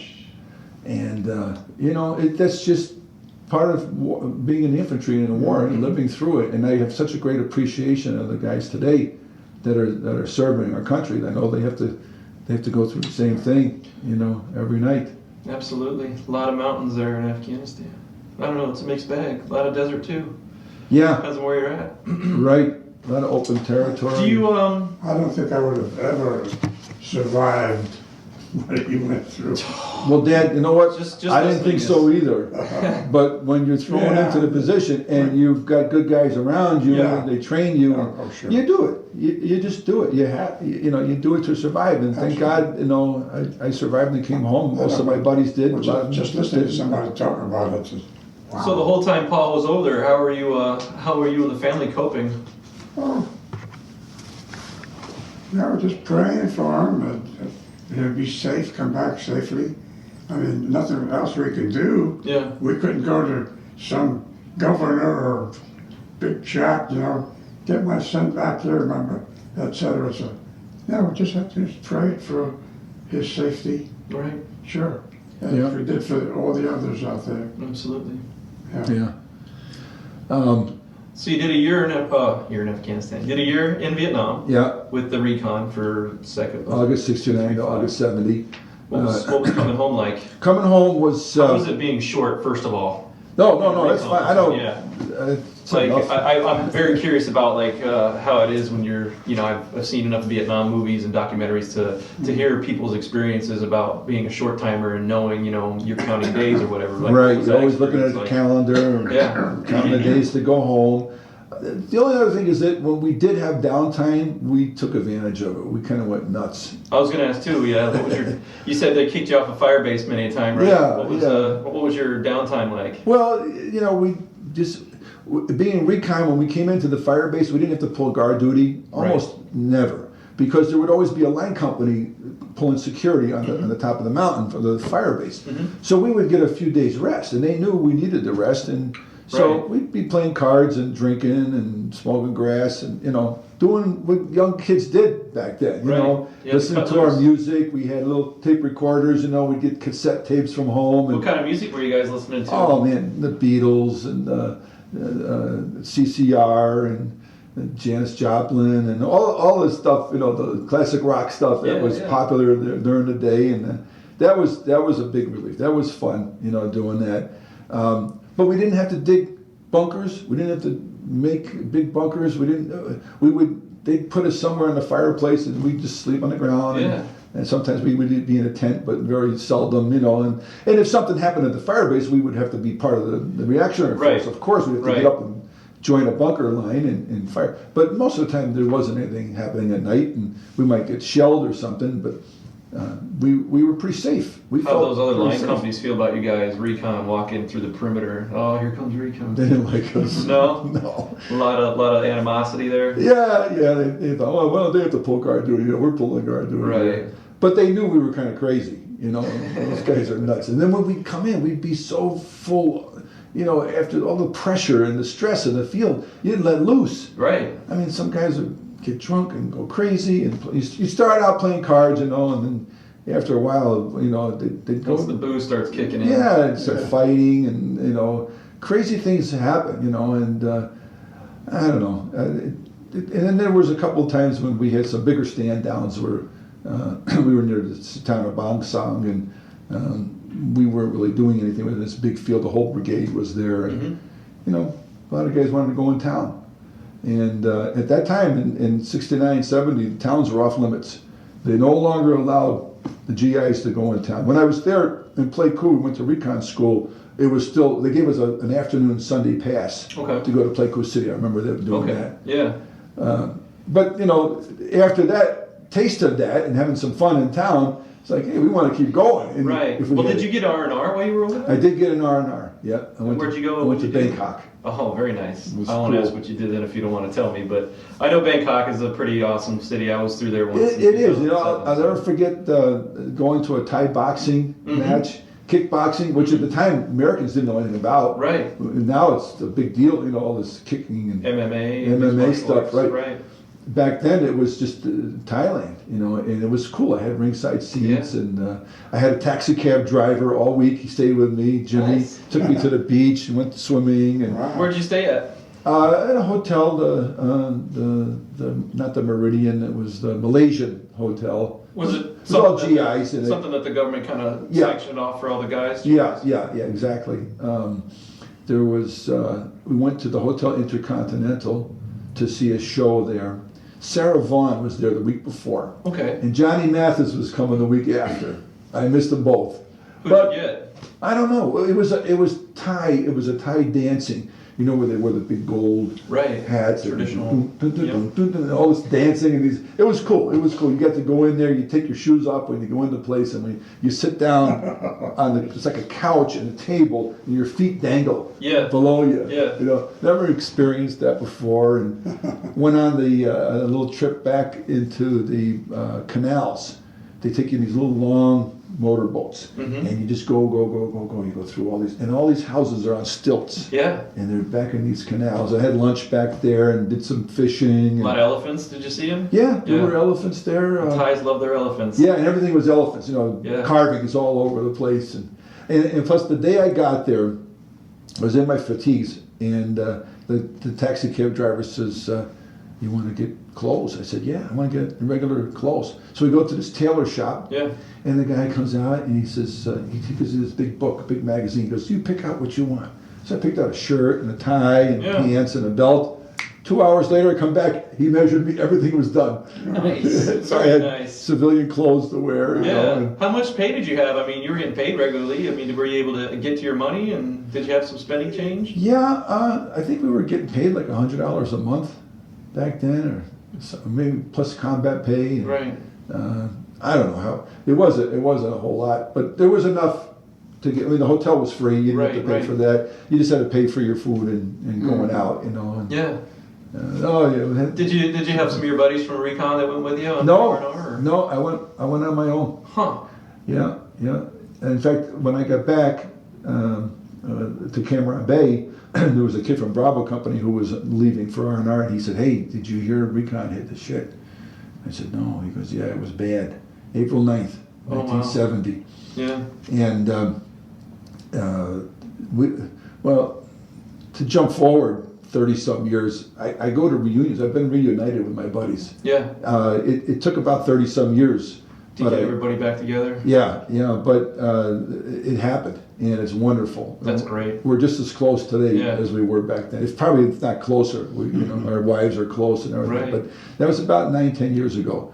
I ran into our association website and sent in I posted who I was when I served, and I said, how do I get a hold of my buddies? And I got a couple of emails back that night, and one was from this guy, Tiny. He said, "Paul, remember me, Tiny? I was your squad leader." And he was for one. This guy's about 6'5". Anything but tiny. Right, the kid from Detroit, tough guy, you know. Yeah.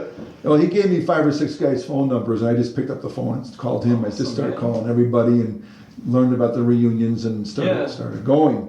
Where was I going with this? April 9th. April 9th. So that's, when we got together, a lot of us didn't know what really happened. And the story that I had heard really wasn't quite true. So 35 years later, I'm talking to the guys who went through it and what Yeah. happened.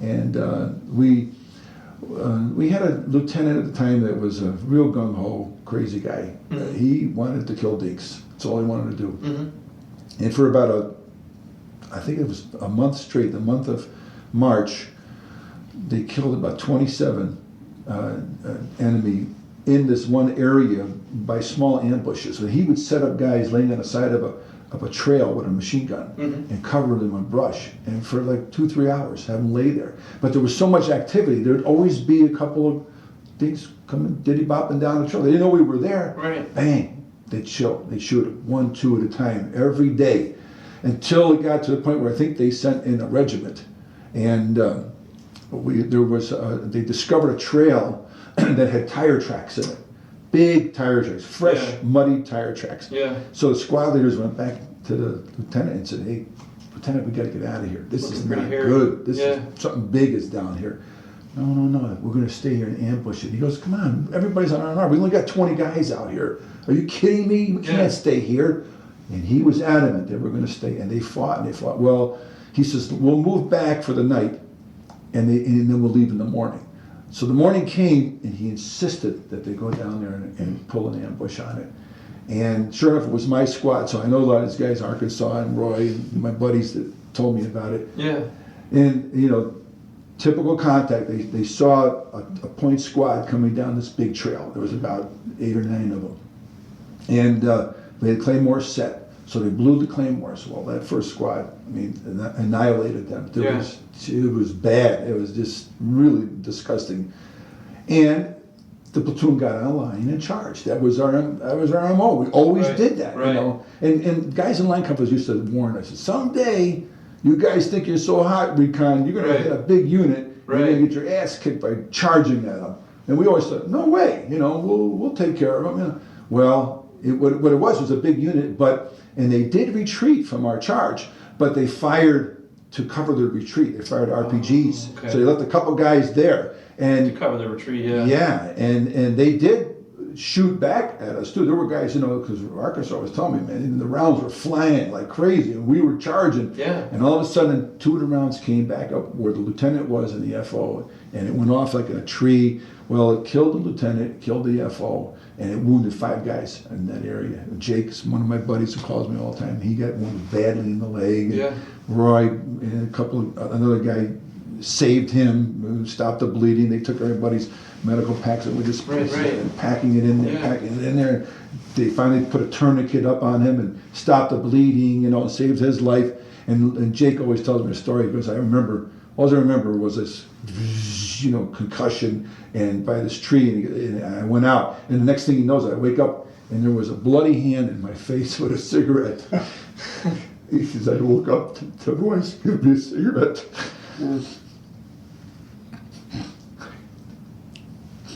Definitely wasn't an easy day for the guys.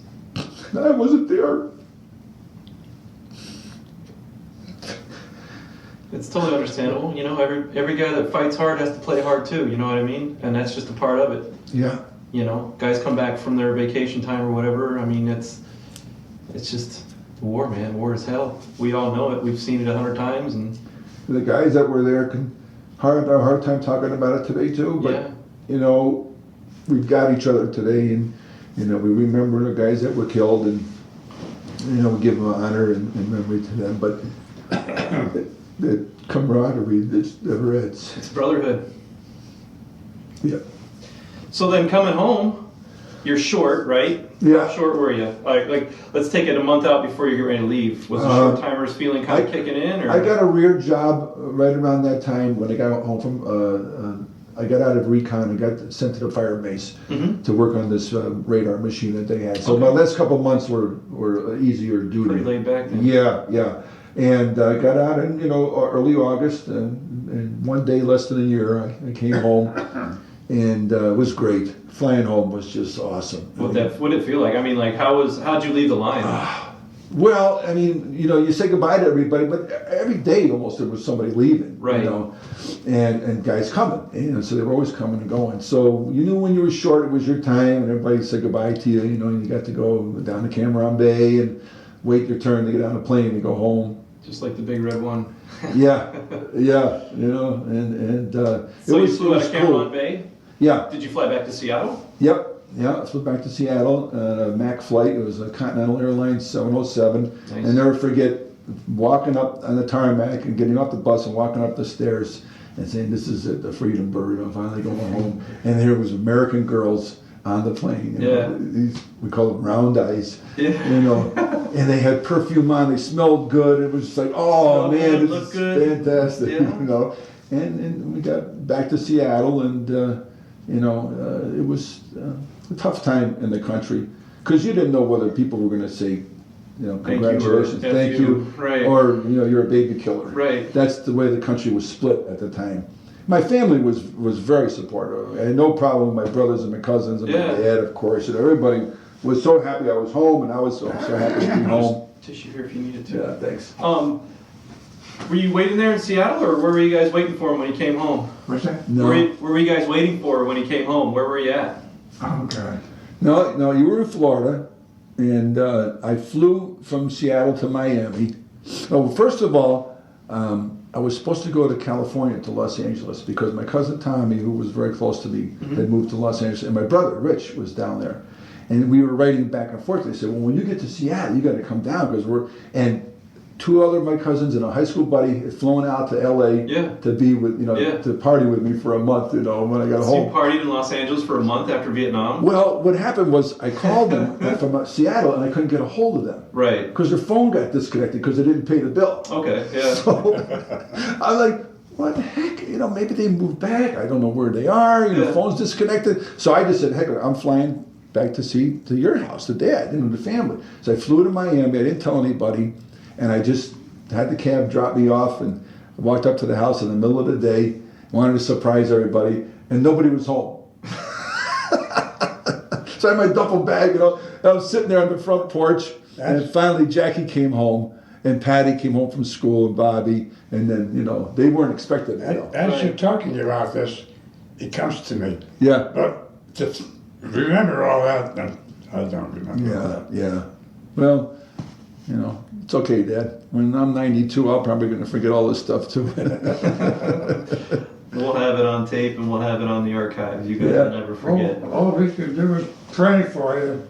Yeah. And Safely. and one other thing too. When I was over there one time, it was around Christmas. Aunt Gracie, one of my aunts back in New York, was a great cook, great Italian cook. One of the best in the family. She sent me a care package, and there was 2 big quart mason jars. One was full of tomato sauce, her homemade tomato sauce and meatballs, and the other one was full of her homemade cavatelli pasta. It was all packed in newspaper, so it didn't break. It made it all the way to this fire base, and I looked inside it and I went, oh man, I can't That's tell like anybody. gold. Oh my God. So I told the only persons I knew there was enough for about 3 guys to eat. Yeah. So I told Carbone and Calabri, my Right. 2 best buddies, Right. Italian buddies. I said, you gotta see what I got from my Aunt They'll Gracie. truly appreciate it, right? So we snuck over to the Party. we snuck over to the cook's mess area. And I got a pot I remember I got a big pot, and I poured it all together. Yeah. And I just heated it up slow. I didn't want to burn it. Man, we had a feast.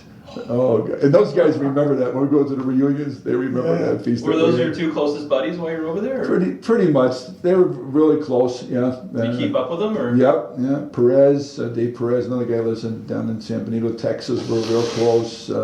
Roy Siddig, Johnny, Arkansas. Some guys Slick up in Minnesota. Yeah. Tiny, Jackie, Tyler, a good buddy of ours was a black guy, was from Chicago, Yeah. and his story was when he got out, he got a job in Washington with the CIA, Oh wow. and he was a case agent for 27 years. How about that? And I didn't know this. And he was coming to reunions about 8-9 years ago, and he goes, I work for the State Department. And I said, oh, what do you do, Jackie? He goes, oh, I do training we go overseas. Because I said, you're always in Iraq or Kyrgyzstan or Right. Afghanistan, He says, yeah, he says, we trained their officials on security and how to get around. Oh, okay. Then he retired. I went to his retirement party. Calabre and I went, and they pulled his cover back, and sure enough, he was a case agent. Wow. And he could open up and tell us, Yeah. basically we were looking for the bad guys over there, and he's still, serving our country Yeah, that's all pretty those years. interesting. Yeah. So you finally had your boy home from war. What's that? I said you finally had your boy home from war. How'd you feel? Yeah. That felt good. Yeah. And thankful that he was okay. Yeah. Life could go on, right? Yes, Everything sir. might have been at a standstill for a year just to Oh, hold yeah. your breath. Yeah. All we could do is pray for their safety. Not Yeah. only his, but all the guys. Right. Yeah. Absolutely.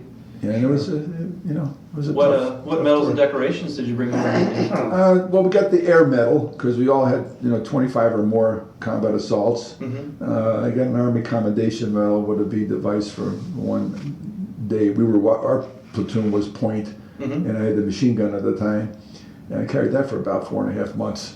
It was an M60. Yeah, those pigs are heavy, that's for sure. Yeah, yeah. And in recon, when you carried a machine gun, you didn't get to do one of these on your shoulder. Always at the ready, right? Always at the ready, with the sling on it, 100 round assault bag attached, locked and loaded, finger on the trigger, thumb on the safety, Wow. And So what was the circumstances behind your ARCOM with the V device? well, we walked into this bunker complex, which again, nobody knew. They didn't know we were there. We didn't know they were there. Mhm. But when the point man saw them, Roy saw them. There was a fire burning, and they were eating. And there was probably only 4, 5, 6 of them up there, this little hilltop. And Roy, instinctive, I mean, normally we stop, get down, get on line, you know. But for some reason, he just, bang, he shot once. Well, that woke them up. Right. And then his gun jammed. And so Calibre, our platoon sergeant, Lenny was right up. It was Roy, and Lenny was with him, and Arkansas was here, and then there was me, and Freddie, my ammo bearer. And so Roy was kind of over here, and so Lenny runs up to him, and they're trying to get his gun, and Lenny's shooting with him, you know, and this kind of counteracts what we normally do. You know, we want to get on line first before we start firing. So Arkansas had the M79, and he fired off a couple of rounds at him, and I look up, and all of a sudden, this thing stands up, and he's got AK-47s. Bang, let's go with it. Well, he's scared as shit, right? So he's shooting high. Yeah. And we're dying. We hit the ground, and those rounds went over our head. And I looked up, and I just hit the F6. I told those guys, I said, don't move.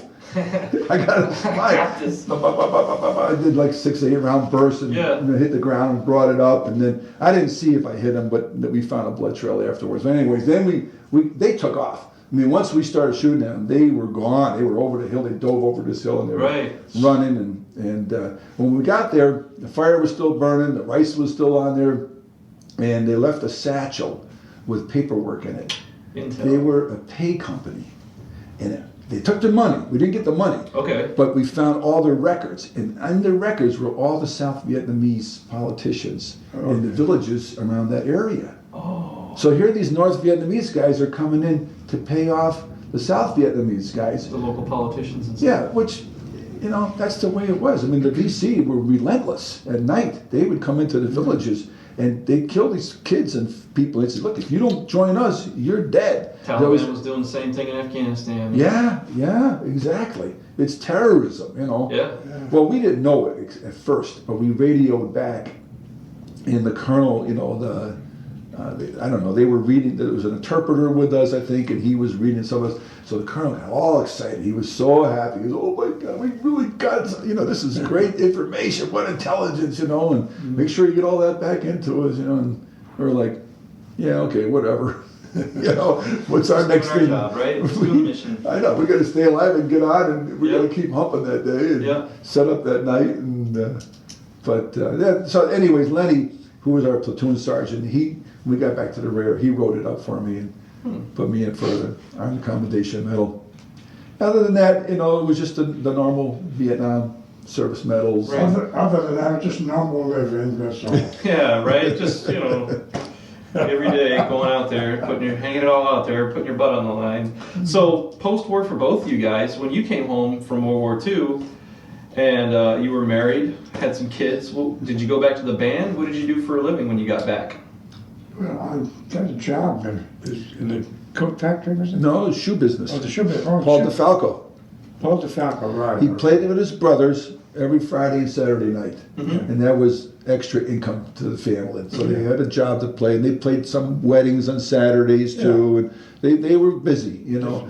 But full time, you were in the shoe business, and he was with a shoe company for a while there in Poughkeepsie, and then you learned the business, and you ended up buying the business. The lady had a business that she wanted to sell, and we got involved with that. Yep, and he got it with a partner, Andy Bavona. Andy Bavona. Great guy. These two guys are like you couldn't ask for better friends. Yeah. He's a pod. Andy, nice guy. Yeah. He was from Kingston, was it? No. Newburgh. Newburgh. Yeah, across the river. So did you retire from the shoe business, or? I think that was it, huh? Well, you had the store up until you went to Florida, and then you sold your portion to cousin Al, his oldest nephew. Yeah. And he stayed with Andy, and they had a couple stores open. But then you moved to Florida. I had a job waiting for me down there. Yeah. In the shoe store. Yeah. Because I did orthopedic kind of work. Okay. Corrective added to the shoes and all that. This guy knows feet. He knows shoes, how to fit your shoes. He might not remember what he had for breakfast this morning, but if you had a problem with your foot, he could tell you where to put a pad and how to adjust it, and he still, that and music. Yeah. And never forget it. So that's what he did all those years, and you worked, in fact, you stayed working in Florida until you were 85. 85. He worked all those years, pretty much because you had to. Well, income-wise, he needed the love money. what you do. You might want to keep doing it for a while. I don't ever plan on retiring. I don't think so. I think it's one of the things that help keep you going and why you're in such good shape today is that activity and fitting shoes and walking up and down the ladder in the back room there, to get shoes down and that activity. And then he retired, and then just a couple of years after that, my stepmom passed away down there, and he was 88, I think, or 87. And no way he could stay by himself anymore because the old traditional guy, he doesn't cook, doesn't clean house, doesn't know how to do any of that stuff. And you were just getting too old. I mean, you were in pretty rough shape when you were taking care of Jackie for her last years. And, so then, we came down, our siblings, and we sold the house and brought Dad up, and now you've been living with us here in Chicago ever since. And I retired in '08. And Dad and I, my wife still works. She's younger. She's only 56 years old, so she still works. She works at AT&T out in Hoffman Estates. And does real well there. And Dad and I, we go to the Y 3 days a week up in Palatine and work out. Believe in physical activity. That's right. Keeps you young. It does. Yeah. He's got a little chart he carries with him. He's got 13 machines he does. Nice. And he looks forward to going there. Yeah. And then we spend, an hour and a half there, and we clean up and then go out for breakfast. That's an awesome routine. I keep records of what I do, how hard to easy do it, and Absolutely. how many times, how many sets. I keep records of it. It's good. It's good to keep track. That way you're not overworking yourself, overdoing it. And all the folks come up to him all the time. And mostly at that time of the day, 8, we get up at 7, and we were there at 8:15. Yeah. And a lot of guys my age, a lot of girls, and they're always coming up and talking to him, and how old are you? 91. What? You're 91. You're here working out at the gym. Wow. It's like an inspiration to them. Yeah. That's a total motivator. Yeah. So what about you? After Vietnam, you went back to Eastern? I went back to Eastern, and for the next 7 years, I lived in Schiller Park, and pretty much, met my wife, and at the time she was younger than me, but we met at a New Year's Eve party and got married shortly after. And Kids? We have 3 boys. We raised 3 boys. I stayed at Eastern, and we got married in '77, and I left there at the end of '86. And got into telecommunications sales. I was selling for Eastern. My last 9 years I was in cargo sales, so I had a sales background, knew I liked sales. And a buddy of mine, a neighbor of mine, was working in telecom, which was a brand new field in '86. They just broke up AT&T in '84. Right. So he says, we're selling long distance services and to businesses. And I got in there, and it was a good company. They taught me all about digital communications, and I did that for the next 25 years or so. Wow. And raised 3 boys, and they're all doing great. They're all here in the Chicago area. They all went to school. My oldest son, Michael, was in the Air Force. Actually, he spent 4 years in the Air Force. Came back and went to school at Western Illinois, got his degree. Where was he at in the Air Force? In South Carolina. Oh, in Charleston? Sumter. Oh, Sumter, yeah, okay. Sumter Air Force Base. And he was fixing F-16s, working on F-16s. Excellent. And also spent a lot of time in the Honor Guard. Spent about a year of his time as a strap trooper doing military funerals down there, going out in the Honor Guard. And but then 9/11 hit. It was towards the end of his 4 years, and he said they were working hard then. And it was 12 hours on, 12 hours off, constantly for the rest of his time. And the jets were all flying with bombs. Oh yeah. And they were coming back with a lot of problems because they put them through so many G-forces. Oh yeah, they were probably flying them like crazy. I says, what breaks on those jets? He goes, wiring harnesses, all kinds of things come loose. We have to troubleshoot it and fix them. And well, those vehicles are getting stressed. Yeah. Stressed. That's right. And he got out, and he was married back then. He got married when he was in the service, but it didn't work out. And he has a daughter, so I have a granddaughter. She's 12 years old now, little Kylie. Okay. And we love her to death. They live in the Chicago area too. So and when he got back, he went to Western Illinois. Now Jimmy, my second son, went to Iowa. He got a double major in MIS and accounting. Oh, nice. And he's been working in that field. And right now he's working for the Federal Reserve Bank right down here. We're going to go have lunch with him this afternoon. Cool. He's a data security expert with them, so he's doing real well. And Stephen, my youngest, went to Western Illinois. He's a football player. Mm-hmm. He's a quarterback. And he played 2 years. He started 2.5 years. He followed up Russ Mickna. I don't know if you remember Russ. He's from Elk Grove Village. Oh. He was a great quarterback down there too. So he had a good stint, and we had a lot of fun going to all the games. And Michael came out of the service, and he went to Western as well on the GI Bill. So we got to have two of them in school at the same time, and it was a lot of fun. My wife and I going to the games and meeting, the family and friends from the suburbs and You guys still keep up music, playing and singing? And... A little bit. Dad does. He plays his sax, his clarinet at home. Yeah. He's taught me a little bit on his keyboard. We have a keyboard in there, so I can kind of back him up a little bit. And but I encourage him to play. The doctor said to play a lot too. It's good for his lungs. Yes. The activity, the work there. Yeah, I can still blow. And last year, in fact, we went down to North Carolina. My cousin Tony, who's a musician, and he's semi-retired down there. He's got a recording studio, and they did an album. I have a copy of it here for you. Awesome. But he was 90 years old. He Yeah. did this. They just went through these old standards, one right after another, and he just improvised everything on there, and he still sounds pretty darn good. No written music, just Just playing out of your head. Yeah. So we've been doing that and going to family reunions or trying to visit his brothers, my uncles that are still living, as much as we can get away. And, trying to get together with the family as much as we can. Because we're here in Chicago and Uncle Mike is in New York. We have a lot of relatives in New York. Uncle John's in Arizona now. And everybody spread to the four winds. all over. Yeah. Yeah, my brother's in Atlanta and cousins in Florida. And, but it's fun. We get around. So, I'm ready to wrap up pretty soon. I just was just thinking of a couple extra questions. We're doing a little, I wouldn't call it a survey, but your boots that you guys were issued. How did you guys feel about your boots that were issued? About the what? Your boots, footwear. The combat boots. Your combat the black boots. boots. Remember? How did I feel about it? Yeah. How were your boots? Did you like them? Were they comfortable? Did they break in? Yeah, they felt all right. I don't wear them that often.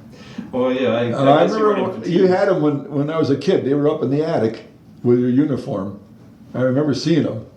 But they were the black combat boots. I've seen them in pictures too. No. Well, you wore low quarters too a lot. Lately. The black regular I shoes. haven't used those. No, not anymore. But he's asking how were they when you were in the service? What did you think of them? Oh, no, okay. Yeah. Yeah, Yeah. No problem. I feel the same way. The Yeah. combat boots in training were good. And they were well fitted.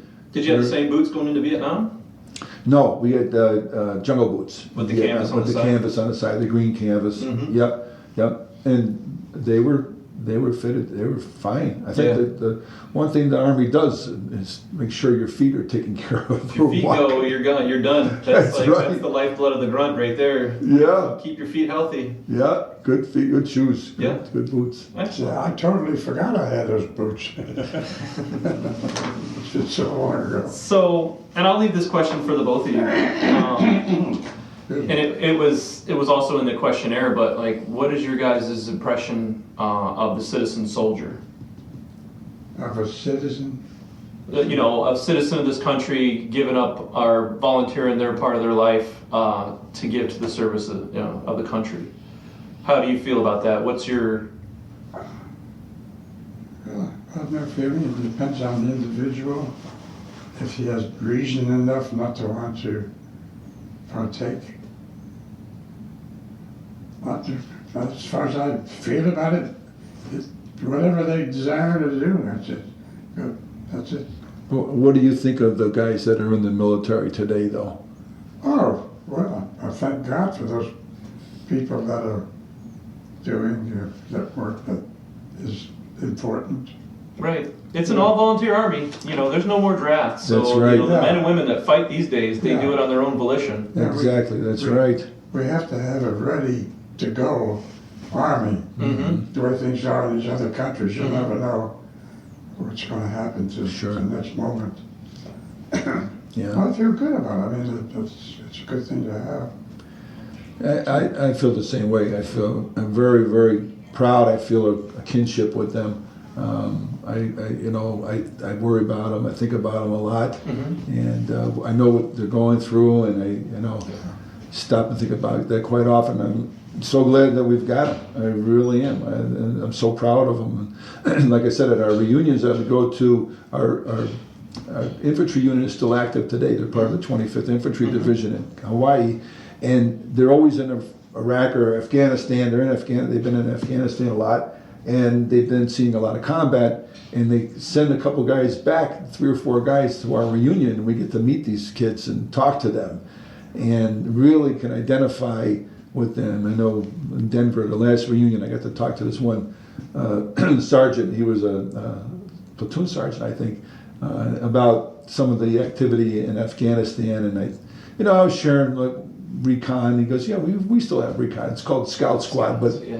because it's the same thing. We're pretty much the reactionary force for the battalion. And I said, yeah, I don't know. I knew that we used to get online and charge. Nobody else did that. I mean, we did it, and we did it so well. He goes, oh yeah. He goes, that's one of our number one drills that we do. He says, get online and charge. He goes, there's other tactics that we use too, but he says, basically, and he started going into some of the battles they were in. He says, I don't care. He says, if there's 100 of them that hit us. He goes, we're going to bring everything at them. We're going to get on there. We're going to go after them, and we bring in airships, and we bring in, artillery support, and whatever we got, helicopter gunships, and we're going to go get those. He says, we never lose a battle. He told me, he says, we've never lost a battle over there. And he says, the only problem is they can blow up our trucks. Yeah. He says, that we haven't solved yet. When those IEDs are the most terroristic, murderous things that they have. It's the only way they can do anything to us. Right. So I mean, I was so proud of him, and I just couldn't stop listening to him. Telling me these stories of what he's going through, because I just can identify with him so much. So I really, really appreciate all of our troops. And for some reason, my wife keeps calling. Keeping it from your lunch date. Yeah. Well, is there anything that I haven't talked about that you guys want to cover, or have I missed anything? Well, the only other thing, like we mentioned about you and your brothers in music for so long, before and after the war. No, I guess we did cover that. Yeah, being on the Arthur Godfrey show. And, yeah. So he's had a good life. I've had a good life. I'm thankful for, my family and being an American, and I'm thankful for being part of this and being able to share our stories. I hope it's something this is more than amazing. This is great. Yeah. It's great having you guys in here. No, thank you. It's great to be here. Absolutely.